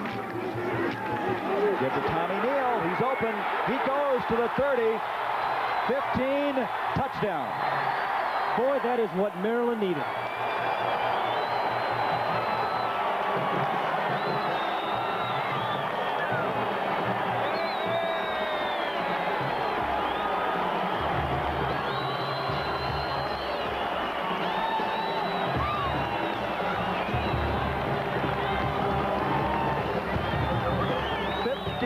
Yards, and this is typical of how Maryland has done it all year long. They're going to go for 2. They have 3 two-point plays. They've been pretty successful. 3 of 5 on two-point plays this season. Been more successful running the ball. Right now, motioning his receivers in. That's Hill and Holder. Looking, and Hill couldn't come up with it. Let's go back and have a look at the touchdown, the long run by that man, Tommy Neal there. There's the adjustment that Maryland has made here in the second half. Remember, they're coming right at Tennessee. Remember in the first half, Maryland tried to run outside, and that quick Tennessee defense ran them down. Here in the second half, they've opened up, running the ball right at the Tennessee defense, and here's one of the results. That's the first touchdown for Maryland today. Good job, man. More, and I'm surprised, Pat, that Maryland went for 2 this early. Well, Bobby Ross's thinking was here early in the game, early when his first score, he's going to have to go for 2 for the win at some point. He figured he'd do it at his first opportunity, his first touchdown, and perhaps he thought he could surprise the Tennessee defense, but I was surprised, I want to tell you that. Well, he was maybe playing off of the momentum factor, too. You score and strike quickly, maybe stun him and get 2 quickly. Did not work, however. The kickoff, all in short. And here comes the runner out to the 45-yard line, Tim Welch. We'll have another look at the touchdown. Again, Tommy Neal's run, inside running, which is Maryland's forte. They got away from that there in the first half, but they come right back. A big hole there. You see Tommy Neal running right through. He was never even touched. Excellent blocking by Tony Edwards, and Len Lynch on the left side allowed Neal to hit that crease. He can really accelerate. Tim Welch, a defensive back, a junior out of Knoxville, returned that kickoff 41 yards. Set it up at the 46, so Tennessee with excellent field position. Robinson over the middle, dumps it complete. Nope, incomplete. That is the tight end, Jeff Smith. Well, there's some debate by the officials whether he caught that or not. I thought the ball hit the ground. One official says he caught it. Now Tony Robinson's indicating they're going to give it to him. Nope, they're not.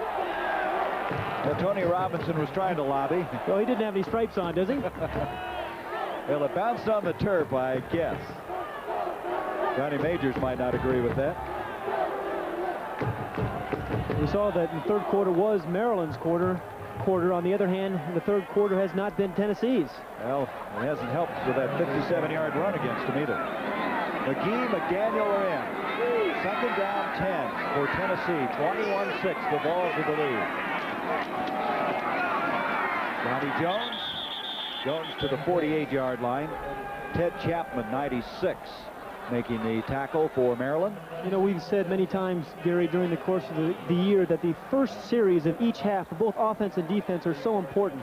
We saw the offense of Maryland do their part. Now the Maryland's defense has to bow its necks, force Tennessee to punt, and give perhaps the momentum switch back to Maryland. Saw those 3 touchdowns they've given up in the third quarter.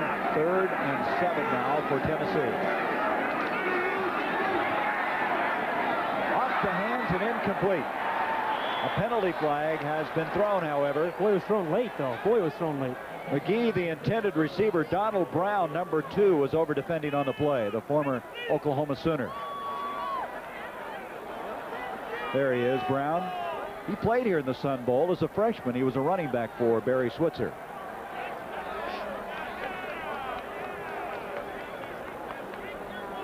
Paul Schmidt will sorted out. Hey, a little pushing there. Did you see that? Sampson, number 75. Robinson doesn't like to be lectured, does he? Illegal use of the hands against Maryland. Tony Robinson, we've seen him throw 2 passes to Tim McGee that looked catchable, that were right on the numbers, and both times they've gone through Tim McGee's hands. But he throws a real hot ball. The ball's a little bit high, but very catchable. And Robinson had a little bit too much steam on the ball, as he did on that earlier throw to McGee as well. Bobby Ross arguing the ball his was cause. tipped, he said. He said the ball so it was makes you tipped. fair game. Exactly then. right. You can tee off on somebody if that ball has been tipped. It's going to be 3rd and 2 after all that. 5-yard penalty is what it amounts to. The illegal use of the hands. Crowd into this game now. No automatic first down on the illegal use of the hands. Robinson. Oh, my. Oh, I saw that coming. Keita Covington had 6. Oh. You could see that one developing from up here, and they're fortunate, Tennessee, as that didn't get intercepted. Look how much cushion Keita Covington in the bottom of the screen, number 1, and he is reading the quarterback all the way, and he drives. The ball is a long, long throw. It's in the air. You see how far the receiver is or how close he is to the sideline. Just for a 4-yard gain, that ball has to be in the air 40 or 50 yards. It takes an awfully big arm to get the ball there. Clinkscales was the intended receiver. Coming in to punt is Bob Garman. They like to use him on the pooch kick. And he's going to pooch one towards the corner. I like the pooch kick. Did this twice in the last game, but he doesn't get it to stay in. It'll be a touchback to the 20. 46-yard punt. Tennessee 21-6. Another look at this replay here. Number 1, Keita Covington. He's in the bottom of the screen. He's playing defense. Watch his head. He's looked right in at the quarterback, Tony Robinson, reading his drop. Now he sees that Robinson takes a short drop, and he drives on the ball. The other thing, the receiver, Joey Clinkscale, is so split so far out that Robinson has to throw the ball an awfully long way for a 4-yard gain. Maryland has scored in this 3rd quarter, and Tennessee's got to be thinking about that comeback they made against Miami earlier this year. Could be Miami too. Right on target. Ball is caught by Eric Holder, and going to be a first down, a 15-yard pickup on the play. Isn't it amazing how momentum changes here in a game? Now we're seeing pretty good protection by Frank Reich. And the play action fake there held the linebackers a little bit. Big cushion. Eric Holder drove the defender back. The ball was thrown way low and away from the defender. That's good offense. This doesn't even look like the same team. Maryland coming out of the second half. They have been explosive all year. You wondered how long it would take. Tommy Neal. Neal close to the 40, a pickup of 5. It'll be 2nd and 5. Reggie McKenzie making the tackle. But again, the inside run, Gary. We've seen 3 or 4 running plays here by Maryland in the second half. Every one of them have been inside. And again, that's what Bobby Ross felt that his team did best. They felt they were more physical. They could control the line of scrimmage. Thus far in the second half, they have. Bobby Ross wants to get past this situation of winning 8 games. He wants to win number 9, and victory today, of course, would do that for him. It would put him at another plateau. And, of course, he's still looking for his first bowl victory.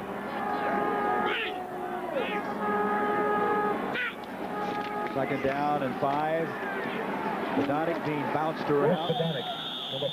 Carl Zander made the stop. Going to be a little bit short. We talked about the comeback against Miami. This man was absolutely spectacular. Let's look at his numbers in that game. They trailed 31-0. On 6 possessions, they scored on all of them. There's touchdowns on all those possessions. Again, this was the Miami, the biggest comeback in NCAA history. 12 of 15, 3 touchdowns. We have a Tennessee player shaken up. We're going to take a timeout at the 10:06 mark. Crowd of 50,000 plus here in El Paso. The 51st annual Sun Bowl. Tennessee with a 21-6 lead, but Maryland on the move, and the winner to receive this outstanding trophy. Maryland, after trailing 21-0 at half, they have been able to strike on a 57-yard touchdown run, and now have a 3rd down in a matter of inches, and they've got it with Badonic. Badonic has everybody on the Tennessee team getting him down after 10 yards. Charles Davis and Tommy Sims the first to get there. And that is vintage Badonic. He is the best short yardage runner we've seen this year. And Tennessee expected him to get the football on short yardage situation, but tremendous blocking there by Tony Edwards and Len Lynch on the left side of the Maryland line. Really, he had picked up the first down before he was even touched. Watch the big hole. He just slips right outside there. And before anybody gets a hand on him, he had already picked up the first down. The 10-yard run sets it up at the 46 of Tennessee. Right play action. Look out. Pressure from Jones. Pressure from the other side. He's sacked. Third time. McKenzie got him, but Jones started it off. And just like we saw in the first half, the two big play outside linebackers from Tennessee, they squeezed right from the outside. You can see 54 right there at the bottom of your screen, and from the top, McKenzie, number 51. First he feels Jones a little bit, then steps right into McKenzie. But they pinched him. There's nowhere for Reich to go. The first half, we were wanting to compare Badonic and Jones. It was all Jones, but Badonic now starting to make his presence felt. 64 yards for Johnny. Rick was 16, but Rick in the second half has already surpassed that. Alvin Blount, and Maryland is opening up. That will be a run to the 44-yard line. It'll be 3rd down and 8. After that sack, they get a lot of it back. Vince Clark making the tackle. A nice call on 2nd and 20. We've seen Maryland come out and mix it up a little bit better here in the second half. They threw the ball deep. We've seen them throw the ball short a couple of times. And then they ran a nice little draw play. So they're mixing their offensive play selection up as well. One reason it's working is that line that averages 276 pounds for Maryland. They are starting to move them out.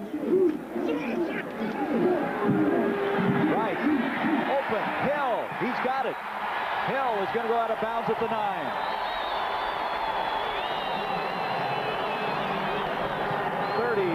Yard completion.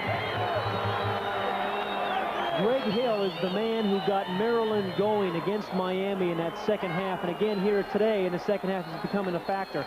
Maryland wanted to get the ball to Greg Hill as much as they possibly could today. He's got tremendous evade ability, as they say. He stepped out of bounds right there. There's the official. But he has a tremendous ability to make you miss, to get behind a defender. He's on the top of the screen there, number 4, Greg Hill. Supposed to be double coverage there between number 1, Kramer, and the free safety, number 22, Davis. But Davis was a little late getting there. 1st and goal at the 9. Badonic straight ahead inside the 5, and he keeps pumping the legs inside to the 4. Charles Davis, 22. McKenzie, 51 on the stop. And we just have 2 different football games. First half Tennessee, and now it's Maryland. Watch the left guard, number 63, Len Lynch, pull on a nice little trap, come right there and block the linebacker. I tell you, Len Lynch has had a beautiful game. The touchdown run was over the left side. The big short yardage runs have been over the left side. That's right where Len Lynch has been. He's their most improved offensive lineman, and Bobby Ross says he now has discipline. And he is playing with discipline, and he has the intensity to go with it now. 2nd and goal. Right. A crowd around the football. Intended receiver was Kevin Walker, a freshman fullback, number 44. You're looking at 16, Tommy Sims, who had some help on that play. Not a bad call. I like to call the play selection. It's 1st and goal on the 3. People are thinking run. You fake it to Badonic. I'm sorry, it was 2nd and goal on the 3. Fake it to Badonic, who's such a good short yardage runner. And here's number 44, Kevin Walker, who snuck out of the backfield. He was open early. The ball would have been thrown in front of him. He had an opportunity, but the ball was thrown late. And number 16, Tommy Sims, is there to make the defensive play. 3rd and goal. In this half, Maryland 174 yards, Tennessee 3. That's what I meant by a second game. Right, nothing. Blount stacked up. They're going to have to go for the field goal. Tough area in the field to run a draw play. We talked about Tennessee's goal line defense early in the game. In last year's game, Tennessee's goal line defense held Maryland 5 times and forced them to kick 5 field goals. We talked to Johnny Majors why that happens. He says they audible a lot defensively. They change when people get up there. They look at Maryland's sets and they feel that Badonic is always going to get the ball, but they have a tendency, Maryland has tendency on where they're going to run the ball, and they do audibilize defensively. This will be a 23-yard field goal attempt by Jess Atkinson, the all-time leading scorer for Maryland. Lots of leg, and he's right down the middle. 21-9, Tennessee, but Maryland in a comeback mode. Christmas, I understand, Pat. As long as assembly is not required, they can have it. Blue Hound Dog from Tennessee. Did some Christmas he's howling a little bit now because the Vols are struggling. They still lead 21-9, but this man just added a 23-yard field goal. I just can't get over the momentum of football. You saw the first half. It was all Tennessee. In the second half, Maryland 172 yards, Tennessee 3 yards. Maryland's had the ball 7 minutes, 22 seconds. Tennessee a minute 6.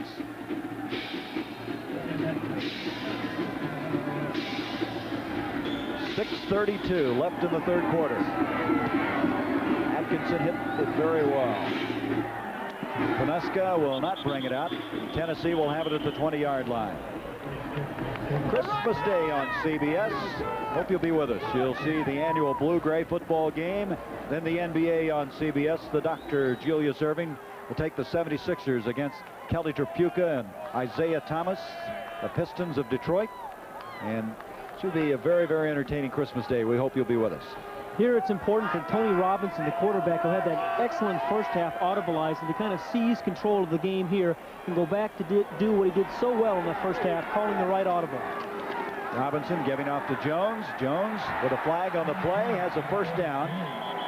Keita Covington made the stop, and Jones just resourcefully running, bouncing off of people, but it looks like the penalties against Tennessee. It's going to be holding. Concern Johnny Majors, I want to tell you, momentum really has changed. Well, we've seen this all year long in football, but I never cease to be amazed how different one half can be from the other. Well, it's such an emotional game, this game of college football, I think, and when the emotion switches like it has, you come up and get one play like Neal had for Maryland, it really changes the emotion. Well, let's look at some of the numbers. I think it'll show how this game has switched around. All right, now here's the first half as opposed to the second. You can't be any more opposite. That should be the other way around. That should be, but anyway, I think you get the idea. I do, yes. We'll get that right. First down now, 18 after the holding call. Robinson scrambling out of there. Look at this. Look at, he fumbled the ball. Maryland's got it. The same thing that happened to Reich in the first half, remember? When he was scrambling around. Bruce Messner, 83, pounced on it. That was a beautiful run, and all of a sudden he lost the football. I think the ball might have hit his thigh as he was running. Watch Tony Robinson. He made a nice move on a scramble. It's a second and long situation here. He steps up into the pocket, decides he's going to try to get what he can, and he makes a nice cut there. Then the ball hits looks like it'll hit his left leg. It came loose, and there's number 83, Messner. Really changing fortunes, I guess. It did happen to Reich in the first half. Excuse me, Pat. That's the first turnover now by Tennessee. Maryland had 2 in the first half.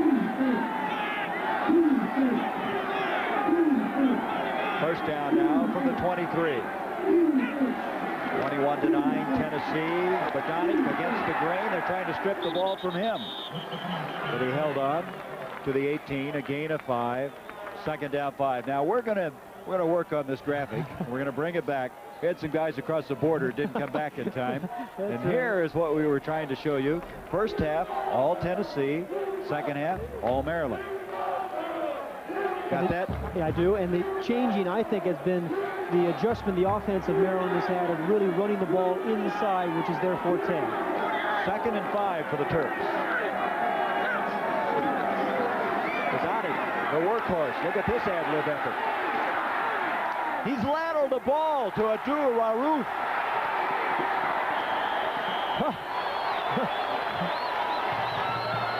Merry Christmas, Rick Bogdanik. Bobby Ross, his heart may have stopped for a few seconds there. This was quite an impromptu play. Again, trying to run inside with Rick Bogdanik. Nowhere to go. He breaks a number of tackles. These Maryland backs really can break tackles. Then he uses a little alley-oop there to Abdur-Rauf, who does his little thing, picks up a few more yards and gets out of bounds. First down, first and goal is the 10. Maryland's outscored Tennessee in the second half 9-0.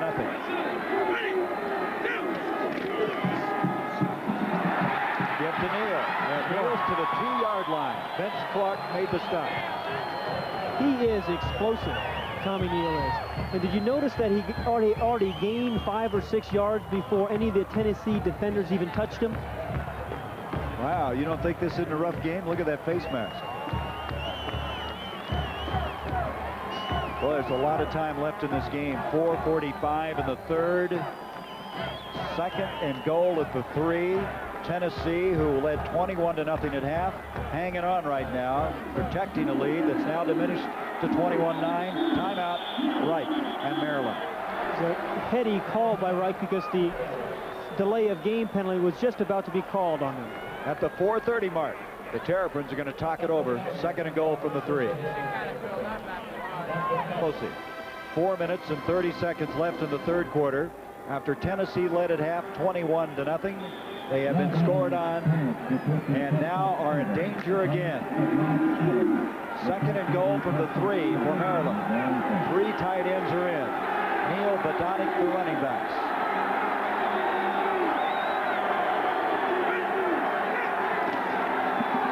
Neal to the 1. And again, you got to remember how tough Tennessee is on the goal line. This Tennessee defense has had 4 goal line stands this year. And against Maryland in last year's bowl game, they stopped them 5 times inside the 20-yard line and forced them to kick field goals. So they are an outstanding bunch. Atkinson a moment ago had to settle for the field goal. Last year he had 5 of 6 against Tennessee because they couldn't get it in. And they may have to call on him again. Let's see. 3rd and goal.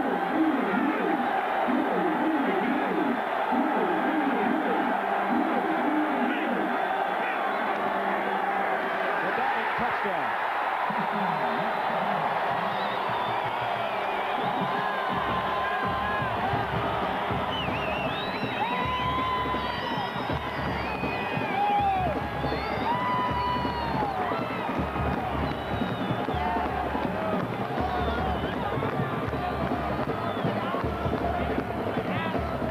The right side of that line did the job. He went in standing up. Well, you're right. They had run their touchdowns earlier on the left side of the line over Tony Edwards and Lynch. That time they went over the right side. Jeff Holinka and John Marleveld. They're going to go for the 2 points.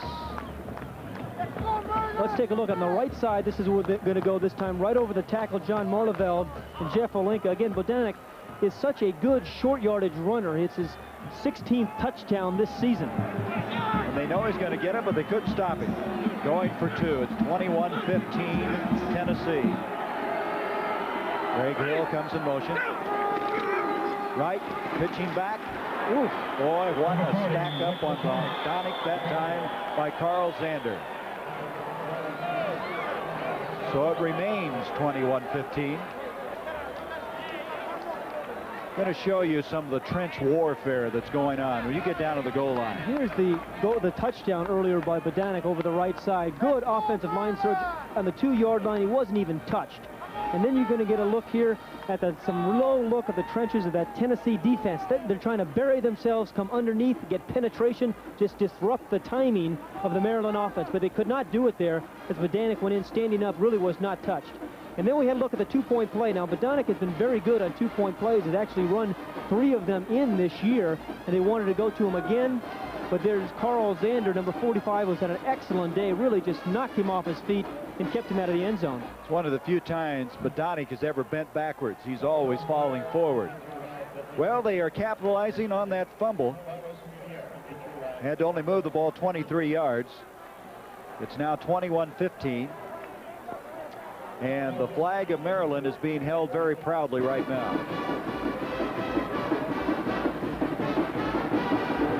Turn the lights on, and Pat, sometimes you expect an explosive game and it never materializes, but it's starting to really run true to form now. Took a little while, but we're finally getting there. Kick is short. It's Tim Welch again, and Welch out to the 22-yard line. Pat, the Cotton Bowl has always been a special game for CBS, but I don't believe there's ever been a more exciting player than Doug Flutie that's going to play in it. Well, he's really captured the heart of America, and for good reason, and he's been doing this for a number of years. I said when I saw him as a sophomore, you and I did a game of his when he was a sophomore, that he makes you smile when you watch him. He really does. The charisma that he has, and as he said, he wants to end his season with an exclamation point, and that, of course, would be the Cotton Bowl. I think he might do it. He's done everything else. But the Sun Bowl here, with 3:42 left in the third. Pass comes out to Jones, and Maryland's just swarming him. Dave Amon over there first, number 77 on Jones. Gain, wait, that's a loss. That'll be a loss of 2 yards on the play. They are so much more emotional this second half, too, this Maryland defense. You see how many white jerseys were around the ball there? In the first half, we only saw maybe 1-2 defenders there. Now you're seeing a whole host of white jerseys around the ball, whoever has it. Johnny Majors is looking for a play, a series, something to get his offense going. And Tim McGee's lined up a tight end again. On a 2nd and 12. Robinson and drops. That was Jeff Smith, the tight end. And he has been a remarkable pass catcher. After not catching a ball in the first 4 games, ended up with 26 in the regular season. It really is saying so because they played so much 3 wide receiver sets that he was not in the ball game. This has got to be exasperating for a coach. Pat, you play so well, you're leading 21-0. All of a sudden, you just can't get anything going. Well, there's 2 halves, and you have to come out and play emotionally in both halves. We mentioned Maryland's owned the 3rd quarter this year, and they're doing it today. Robinson, quick pass to Smith again, scrambling. He's short of the first down. Check that. That's Tim Hendricks, the sophomore tight end. It'll be 4th and 2. Hendricks is a native of Texas from DeSoto.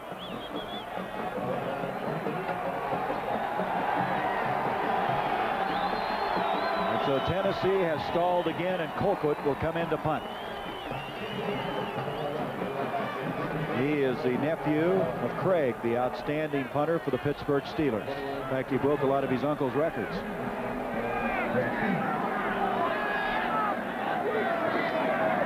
Big rush. Oh, they almost got it. Fine punt. Covington from the 20. He had a lane. It closed on him, but he still got to the 40. It'll be a 20-yard return, a 50-yard punt. Hendricks made the stop. Well, let's look back at this game. Recapture. Jones got him on the scoreboard first. The 2-yard run at 6:34 in the first. Reves, a 24-yard field goal, 10-0 the Vols. And then Reves with a 53-yarder that would have gone from 65 if he needed it. Just before the half, Robinson to McGee from 5 yards out, and that's the way it stood at halftime. Then Maryland with Neal, 57 yards. They went for 2 and missed it. Atkinson with a 23-yard field goal, and just a moment ago, Bodonic, after the recovery of the fumble, took it over from a yard out. Right back to throw on first down. Complete out to the 45. Abdur Rauf again. Check that. Farrell Edmonds, the tight end. 5-yard pickup. It'll be 2nd down and 5. Well, Maryland really has it going offensively now. They're using their play selection. They're running the ball inside with Bodonic and Neal. They're throwing a couple of deep balls, which we have seen. One to Greg Hill for the big catch. And now underneath the tight end for the first time today, Edmonds. Richard Cooper, by the way, has come back in defensively for Tennessee. Remember, he was shaken up in the first half. Here comes Bodonic. And the workhorse, the junior, across the 45, inside the 45 to the 43, 12-yard pickup. He has 69 yards as Jesse Messimer, a freshman, made the stop. And the man getting up slowly, that is Messimer, who made the tackle, limping, and they're out to see if he's all right. Well, we talked about Maryland being so physical at the beginning of the game. I guess Bodonic is symbolic of that as much as anybody. Let's look at Maryland and see where they started those drives and what's happened in their own 23-5 plays, their own 20-10 plays. So they've been opportunistic, but also some very sustained offense. Nice play selection. They've really mixed it up well here in the second half, made some nice adjustments that we talked about. Bodonic in the second half has gained 53 yards after being held to 16 in the first. First down for the 42.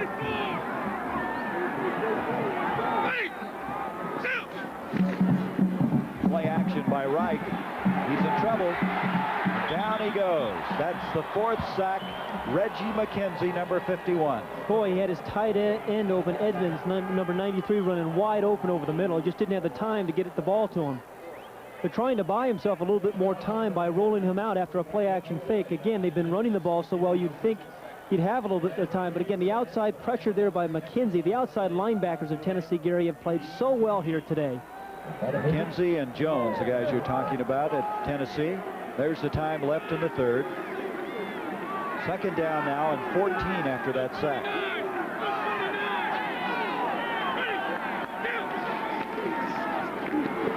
Tommy Neal. Neal having a very good second half. Advances the ball to the 40. Zander and Clark combine on the tackle. So it's going to be third down and 8. Neal with 84 yards, and of course 57 of that came on one carry. Maryland's been very successful running the ball to their left. They've been more successful going that way over Len Lynch and Tony Edwards. The big play to Neal, the 57-yard touchdown, came right over the left side. We come to 37 seconds left now in this third quarter. Single coverage on Greg Hill. Holder goes in motion. The pump, right, open. Farrell Edmonds. It's a race. Touchdown.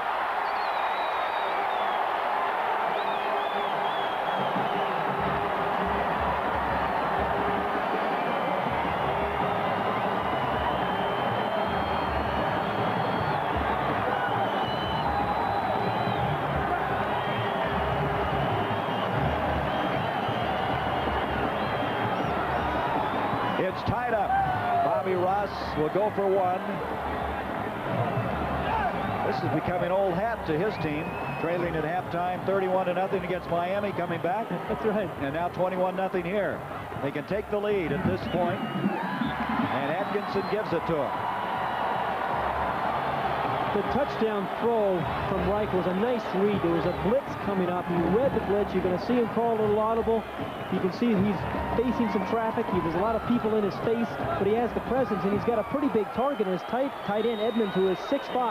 Now, he's a freshman who the coaches say can run as well as any wide receiver they have. He's got 4.5 speed. He's featured in their passing attack. He has been all season long. He's a guy they're expecting very big things of, and here you see the reason why. He'll have 3 more seasons at Maryland. Great speed out of their tight end. The tight end hurt Tennessee in last year's game as well, Gary. Edmonds is 6'6", actually. They list him at 6'5", but the coaches say that they are still growing. And you saw the big feet and the huge hands and the running ability of the sophomore.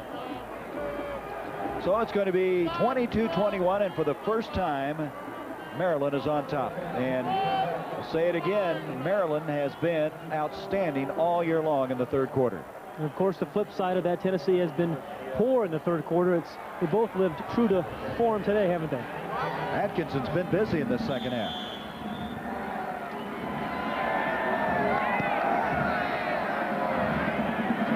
Manuska, and he's going to bring it out. Going to the far side. The alley is there to the 30, 35, 40, 50, to the 40, to the 30, to the 20. He's to the 10. Touchdown.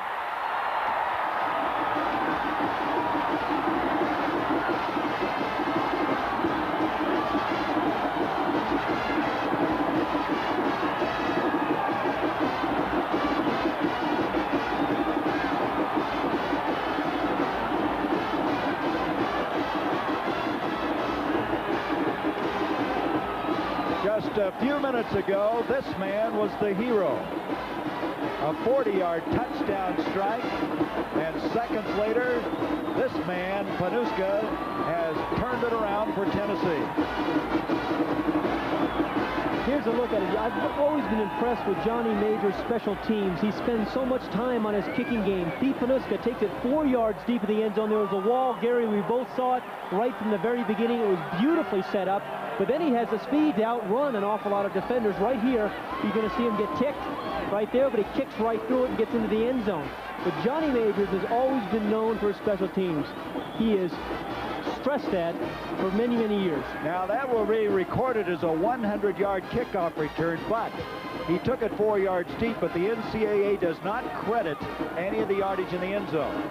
So if that was in the NFL, it'd be a 104-yarder. Instead, it's a 100-yarder, and he got there in a hurry. Once he got to that lane, we said he became the kickoff man at the Memphis State game. And And we just now have had a new record here. The old record was 84 yards. John Mosley of Missouri against Auburn in 73. And now a 100-yarder, and Robinson's going for two. Broken up. Tipped.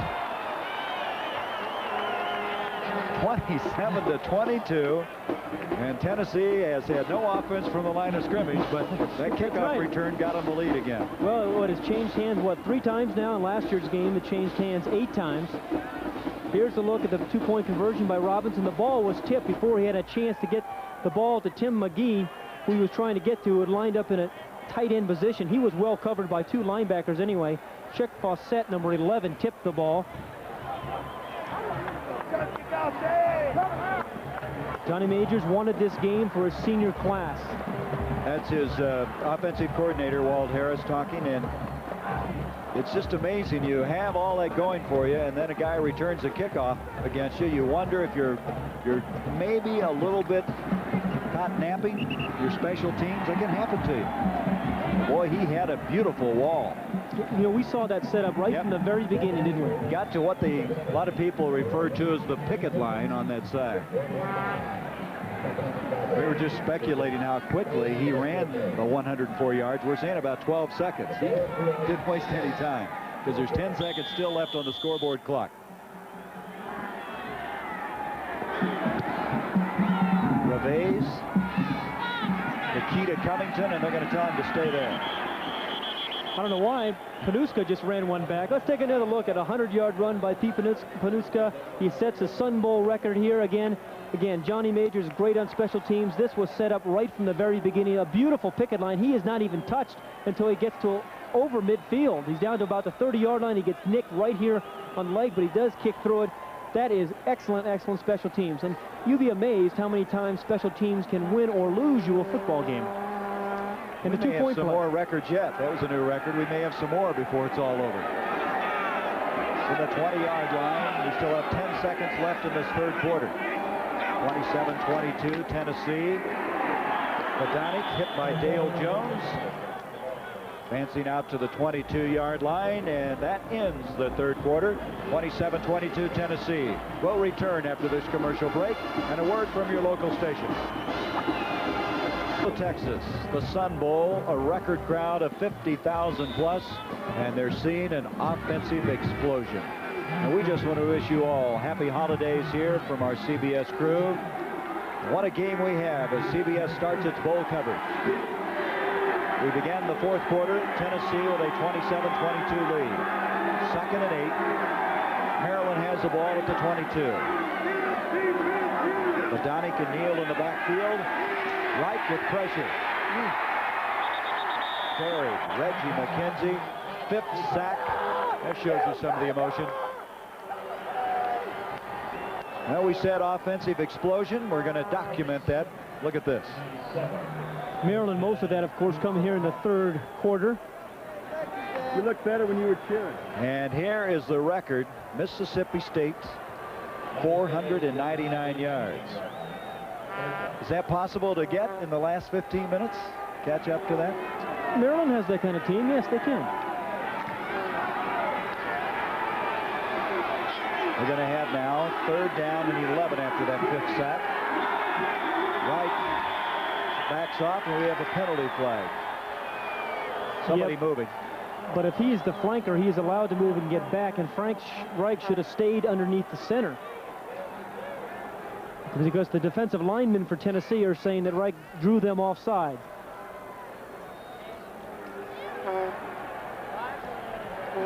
Delay a game against Maryland. That's on the quarterback. Delay a game, yep, that's right. So it'll be 3rd and 16 now. Once the quarterback puts his hands underneath the center, he can't use any sudden motion to step away from the center. That's not to be confused with the fact that they'd run out of time to snap the ball. Right. They just called it a delay a game. When the quarterback is the offender. Got a few of those on me. Hill, Abdul Rauf split out.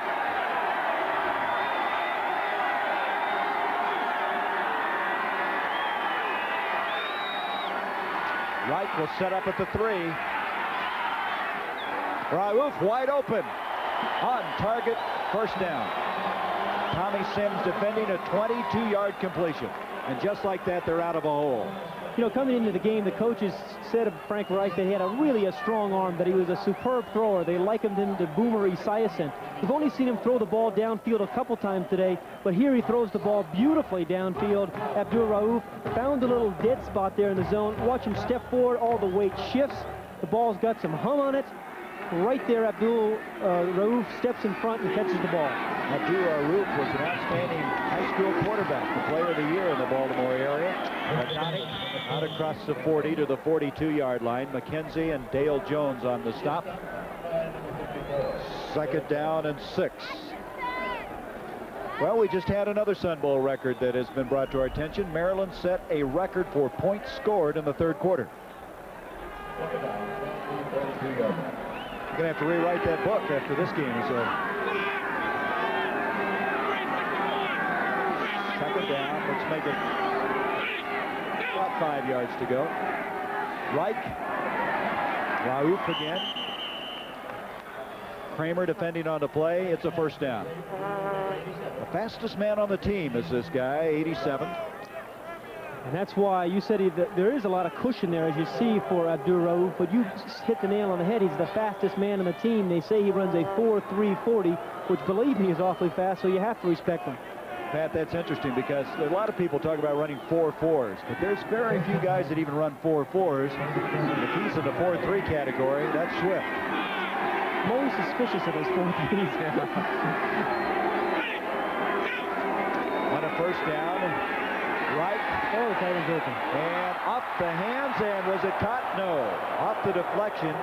Greg Hill almost had it. Bill Rogers, the tight end, had to go through his hands. Boy, was he open. He was wide open, Bill Rogers, the tight end was. I would imagine they'll file that away and remember that for future use. There he is. Rogers is a senior. Use him a lot because of his outstanding blocking. He played at Georgia Tech and Navy before ending up at Maryland. Abdul Rauf and Sullivan now the wideout. 2nd and 10.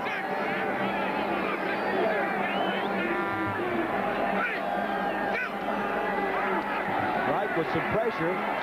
Delivers to Neal, and Neal is still chugging for yardage. Gets to the 50-yard line. Sanders over there. He's always there. He's been all over the place.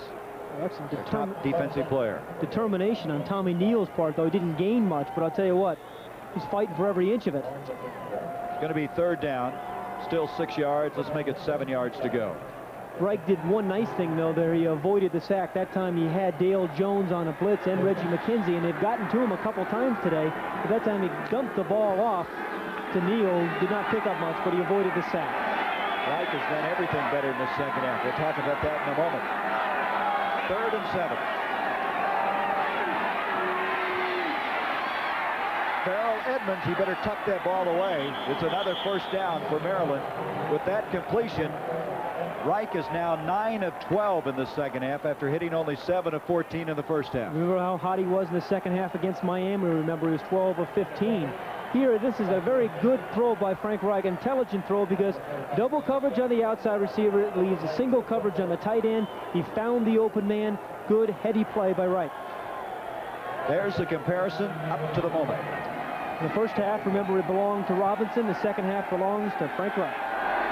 1st down now at the 41. 11 and a half minutes left.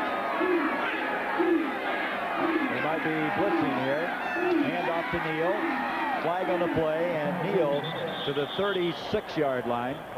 But that may be coming back.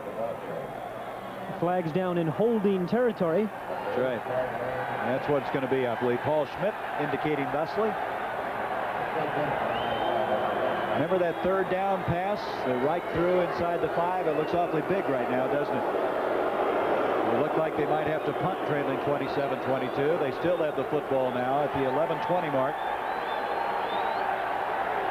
Well, we talked about Maryland being a penalized team. They had 77 coming into the game. They've averaged, of course, 7 a game, which is a lot. I think Tennessee had about 50 coming into the football game. So the penalty now makes it 1st and 20. Maryland from their own 49. Hill, Holder split out. They actually have 3 wideouts. Tommy Neal will split out also. Bodonic now is motioning Neal to get back. Wide open, Holder. And Holder scrambles out of bounds, and we have another penalty play. Tommy Sims defending on the play. I think they might have called pass interference there, offensive pass interference. Zander having the option explained to him. That's what it is. You called it. Looked like maybe the tight end Farrell Edmonds was the guilty party as he was going down and fending off the defender. I think you're right. I think he pushed off. I think you're absolutely right, Gary. Well, he's made the big catch of 40 yards for a touchdown. Now they're really backing up. Man. We have offensive pass interference, a pick against Maryland, 15 yards and loss of down, 3rd down. Wow. Offensive pass interference. They called them for a pick play, which is illegal in college football, although, believe me, everybody runs a pick play. And the most important thing was a loss of down. That's what it is. Loss of down to the 34-yard line makes it 2nd and 35. Oh, that penalty hurts, the loss of down. So at the 31 is where they have to go. The 31 of Tennessee to get a 1st down.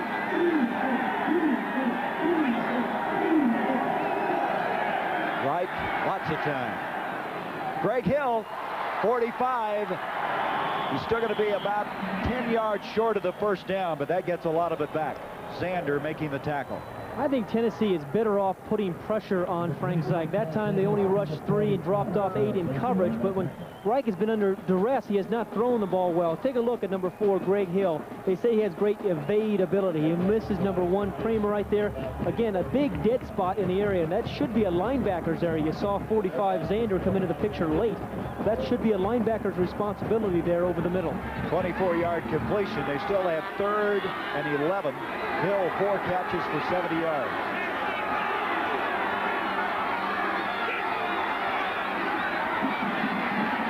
Time to throw. Is that one caught or trapped? Incomplete. Boy, he had him open. Bodonic couldn't come up with it. It's 4th down. Here's the end of the play of Bodonic. He had him wide open down the field. This is a kind of a play they hurt Tennessee on last year, a back out of the backfield deep. The ball was trapped right there, but he was against Messimer, the linebacker. And if the ball had been up, it would have been a big play, potentially a touchdown. Maryland was their own worst enemy on this drive. They kept self-destructing with the penalties. Darrell Wright will punt. It's the first time in the 2nd half Maryland has not scored on a possession. Going for the corner. And he got too much of it. They're going for the touchback. A 42-yard punt at the 20. Tennessee will have the ball. 50 seconds left. Tennessee, who really has not done anything offensively in the 2nd half. They've run only 8 plays, but they still lead at 27-22. The difference, a 100-yard kickoff return. Robinson up to Jones. Jones out to the 25. Wilson, Fawcett combining on the stop for Maryland. Jones now with 74 yards, 16 carries. Talk about how Tennessee has not played well here in the 2nd half. The offense, that was their 9th play. They have no 1st downs. They've only rushed for 16 yards and passed for only 7. McGee, Clint Scales split out along with Eric Swanson. 3 wideouts on a 2nd and 5. Robinson, Swanson the intended receiver, 3rd down. Robinson's pass intended for number 27. The 51st annual Sun Bowl. It's been an explosive performance. A record crowd of 50,000 on hand. It all started with Tennessee leading at halftime 21-0. Maryland then has come roaring back, only to lose the lead on a 100-yard kickoff return. And we'll update the scoring for you in the 2nd half in a little bit. 3rd and 5. Robinson, and it's going to be 4th down. Dave Amon, 77, made the stop.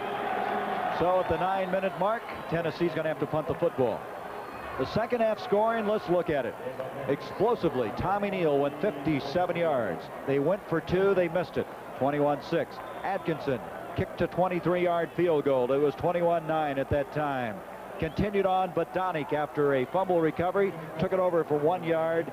21-15, and we'll be back to update it further. Jimmy Colquitt on the punt. Keita Covington lets it hit, and Tennessee's getting a bounce.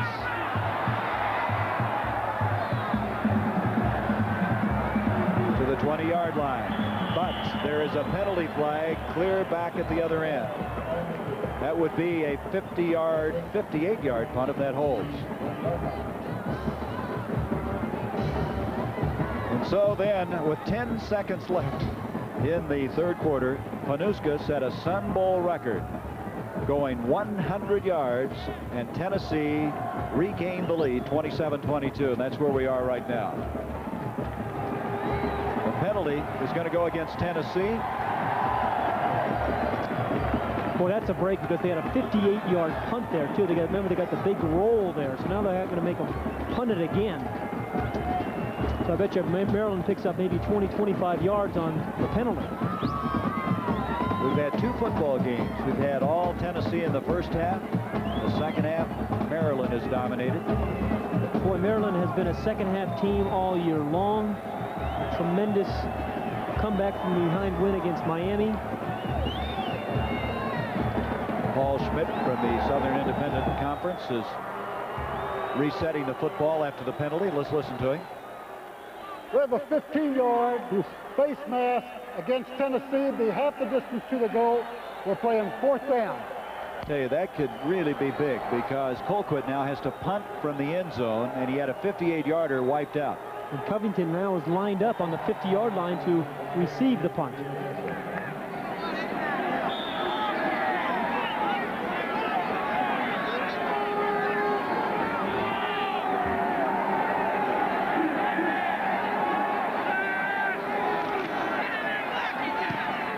He hit it high.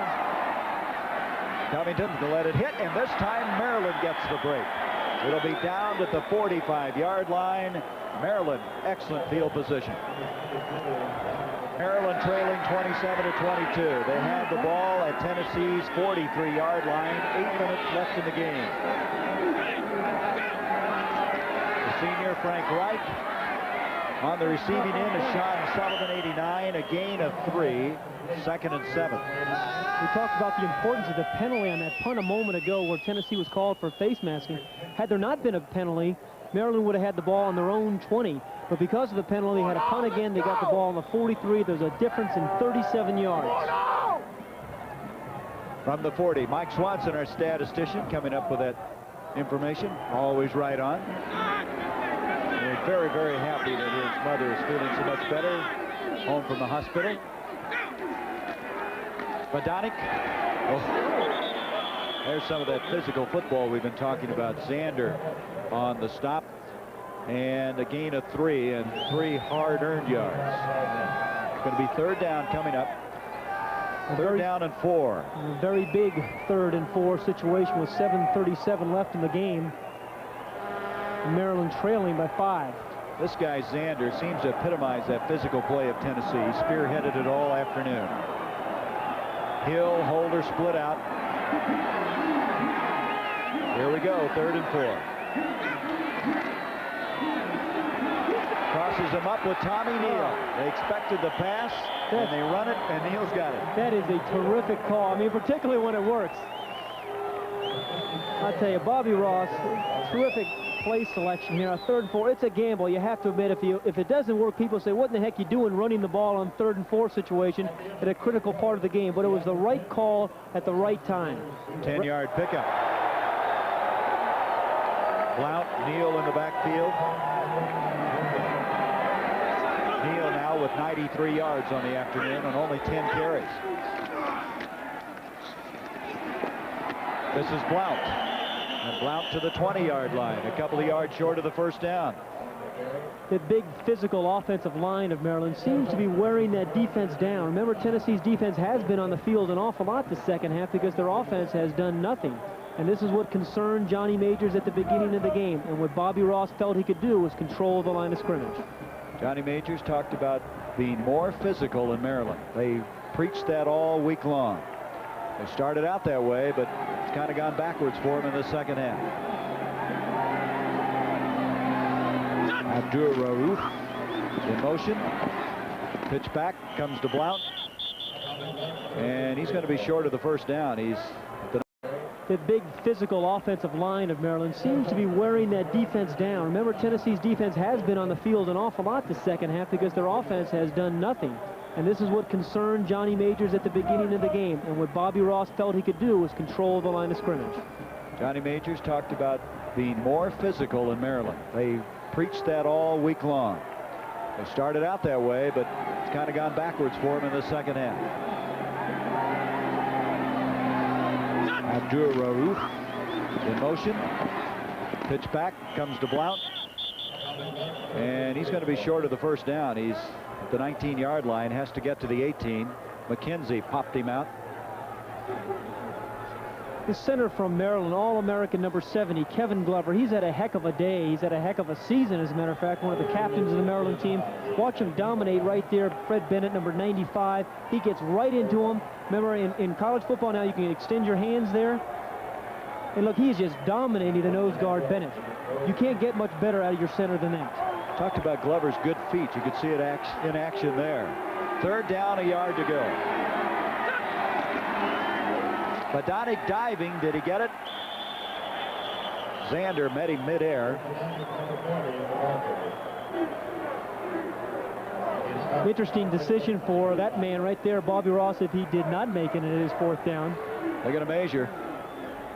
Badonic was trying to go airborne, and about midway he was intercepted. Well, like I said, Badonic is such a good short yardage runner. They give it to him so much, but Tennessee really expected him to get the ball. They knew he was going to get it, and they slant in his direction. There it is, by half the length of a football. First down with 5:59 left. Now, remember, Tennessee is really tough when it gets close to the goal line.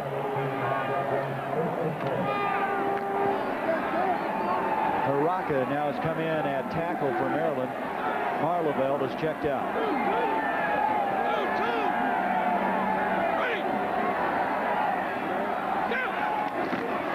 Right to Blount, trying to get wide to the 15, 14, and 13.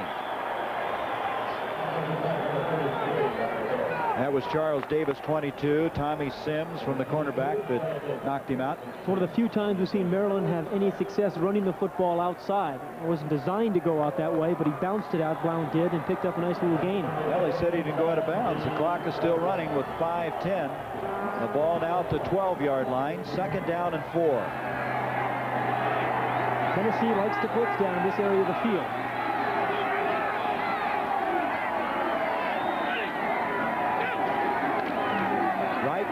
Blount moves it inside the 10-yard line. Zander, Sims combining on the stop. Maryland scores here. They're not going to leave Tennessee an awful lot of time to come back. They really have control of the ball and the clock. And the interesting thing about Maryland is if we look at Alvin Blount, the interesting thing about Maryland is they've been so diversified this year. That's what's making them so difficult to defend. In the last 2 regular season games against Clemson and Virginia, they ran the ball for over 400 yards. Third down, a yard to go for a first and goal, and more than that is Badonic inside the 5. McKenzie and Davis wrestling down. It's first and goal now for Maryland. These are tough physical yards down here, but again, we've said it before, Maryland's offensive line has taken control. They've seized control of the offensive line of scrimmage. You see, you got a nice block there by Blount. His lead back, Badonic, did, and picked up the first down.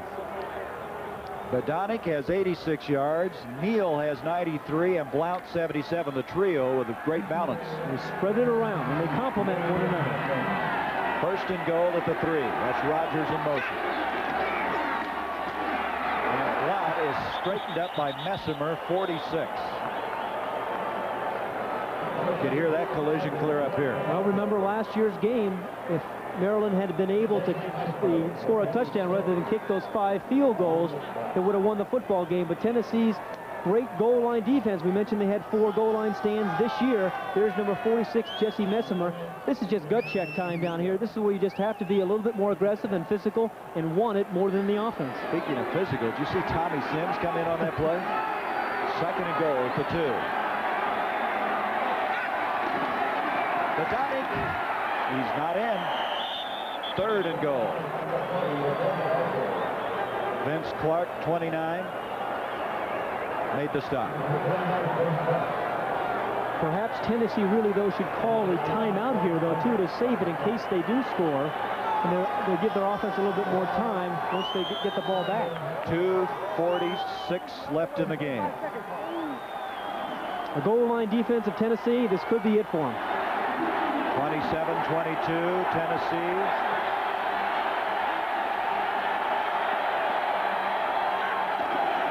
Badonic, touchdown.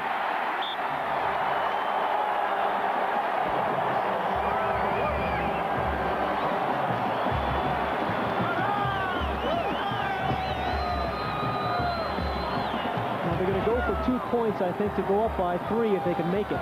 That's right. They don't want to lose by a field goal. Now, earlier they tried one. It didn't work. Here we talked about the Tennessee goal line defense, but what Maryland did here was go a little bit outside. There's no one to even touch Badonic. That's the same play he scored on earlier. Remember, you're right, on the goal line? Right off the right side.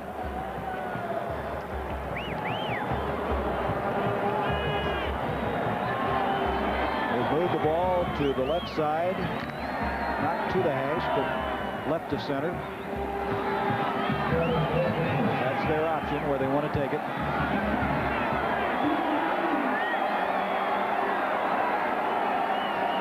Hill goes in motion. Reich. Blount hit instantaneously by Messimer. And Tennessee down by only 1. Let's go back and look at the touchdown first by Badonic. Tennessee's tremendous goal line defense was committed inside. They expected Badonic to come right inside, but he saw that everything was clogged up there, bounced it right out, and that's good vision by Badonic. Good eyes by this man, and this is tough in short yardage when you're concerned about just getting the ball into the end zone, but he had the vision to come outside. Bill Rogers threw a big block, the tight end for Maryland, that allowed Badonic to walk in. And then the two-pointer. Now, this was just outstanding defense by the linebacker Messimer. Look how quickly he got over there. Yeah, Blount really was not open, and Maryland has had an awful lot of two-point try opportunities this year. They had 5 coming into the game. They've had 3 today, I guess, so that's 8 for the year, which is quite a number. Good coverage there, pretty good pressure, too, on Reich. He didn't have a chance to find a secondary or third receiver. Well, remember now, that drive was set up on that penalty on the punt. Remember, a difference of 37 exactly yards. Right. Maryland in the second half. This is an amazing statistic. Maryland's had the ball 22 minutes and 45 seconds. Tennessee has had possession only 4 minutes and 47 seconds. Panuska, the man they're kicking to, of course, had the 100-yard return a few moments ago. Well, that's the only bright moment for Tennessee in the second half. It's going to be a tough one to return. Well, he fielded that well, didn't he? It's like a shortstop. This time he's tripped up. Donald Brown made the tackle, number 2. Well, if you're Tony Robinson, you have to think about getting a few first downs. You have 2 minutes and 24 seconds left. You have all 3 of your timeouts. He's got a big gun on his right arm. And he's got Tim McGee, his wide receiver, has been successful today. I think they have to get the ball to McGee. They have not thrown to him this entire second half. He was successful the first half. 2:24 left. Line of scrimmage, the 18-yard line. Tennessee trails by 1. Robinson going to have to get out of bounds. Pushed backwards that time. Shankweiler, 30, was up there. They'll take a loss on that one.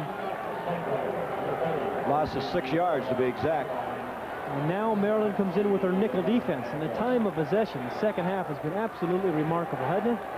Read that earlier. And Maryland, by the way, has scored on 5 of their 6 second half possessions. That reminds me of Miami. They scored on all 6 of them.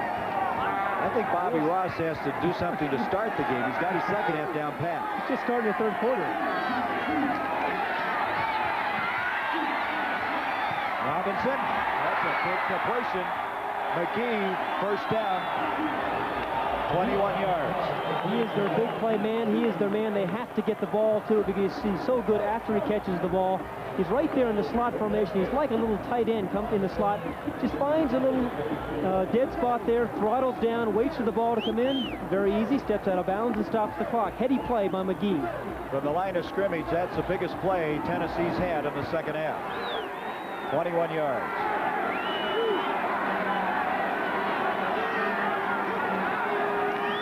Robinson, Smith, the tight end, and Smith is close to another first down. Looks like he's just short of it. Wilson and Brown combining on the tackle. They're hurry up here. They're not huddling. They're going without a huddle. As you look at the defensive secondary of Maryland, they're playing it very safe, forcing everything out in front of them, but you can't be too safe because Tennessee's got an outstanding kicker, and a field goal can beat you. Not the huddle on a 2nd and 1. First down run by William Howard. And they are moving it with 1:38. Well, he has 3 timeouts remaining. There's no need to hurry. He should call a timeout here and get himself gathered. Well, they're going without a huddle again. Here they go. We knew they were going to do this sometime in the game. That they had the quick kick ready to go, the Statue of Liberty. Robinson almost intercepted. Smith, the intended receiver, and Eric Wilson, their All-American linebacker, almost had the play. The end of the play, number 55, Eric Wilson. I really believe that Tony Robinson should have called the timeouts. We could have gone over and spoken to the coaching staff and get the right play selected. You have 3 timeouts remaining. These are all critical calls, particularly when you have a field goal kicker like Reveiz. That's just what I'm going to say. Reveiz, they think, can kick one from 65 yards. He may have to. 2nd and 10. He's hit him from 24 and 53. The blitz. They picked it up beautifully. Robinson, Wilson, out of bounds. Fawcett, number 11, was over there to deliver the blow defensively for Maryland. That stops the clock with 1:27. You have 2 downs now to pick up at least 10 yards. 3rd and 10. Looks like McGee's coming out of there. They took McGee out on this play. That's interesting.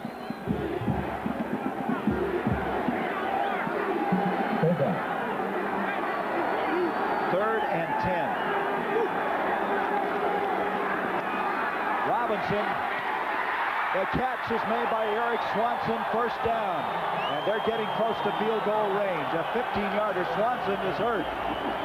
Tennessee still has 3 timeouts. There's the man who may have to decide it.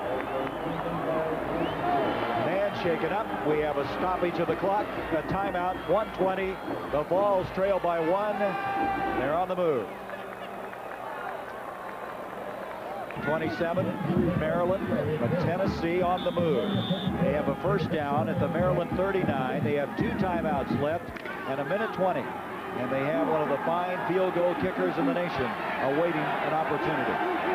McGee, Clinksdales, and Eichholz are in. The 3 wideouts.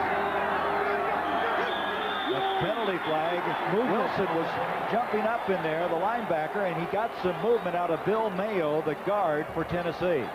That's a very costly penalty because had they kicked from there, it would have been a 56-yard field goal. That I would think would be awfully hard now for Reveiz. Well, he still has plenty of time. Remember, there's still 1:20 left. There are still 2 timeouts remaining.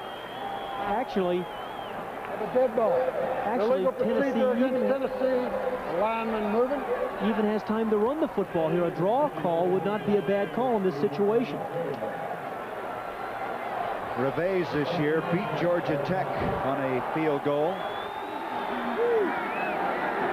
The all-time leading scorer. It's now 1st and 15. Quarterback draw, beautiful. To the 30, to the 25, fumbled. Maryland's got it.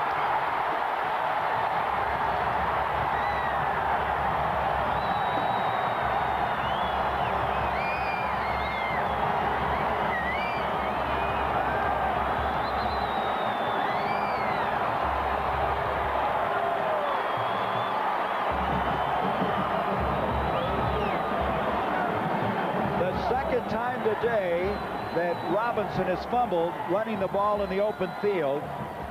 Al Covington was the guy that fell on it. Well, I was just saying that a draw call would be a nice call in this situation. That's exactly what was called. Tony Robinson on the quarterback draw, tremendous speed.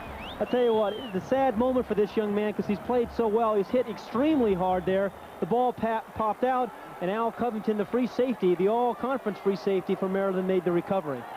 At the 112 mark, Maryland has the ball at the 30-yard line. Neal hammers it out to the 35. There's the disappointed man. 1:05. We have a timeout called. We'll be back. Maryland leading by 1. This is the eve of Bobby Ross's birthday, and this will be a very nice birthday present for him. His team with a 1-point lead, 1:05. Tennessee has 1 timeout left. They just used their second one to stop the clock with 1:05 to go. Frank Reich gives off to Neal, and Neal has a first down. Terry Brown made the stop. Tennessee's going to use their final timeout, stopping the clock with 59 seconds. Yeah, these are 17. What do a zipper company in Pennsylvania, a gear manufacturer in Michigan, and a nationwide shoe corporation have in common? They, like thousands of other businesses, have chosen IBM Business Computer Systems to control distribution, speed order processing, and turn out products smoothly. Whatever business you're in, whether you're in zippers, the gear business, or you run a shoe company, an IBM Business Computer System can help. You know what it's like during the holidays. Someone is always dropping in. Ho, ho!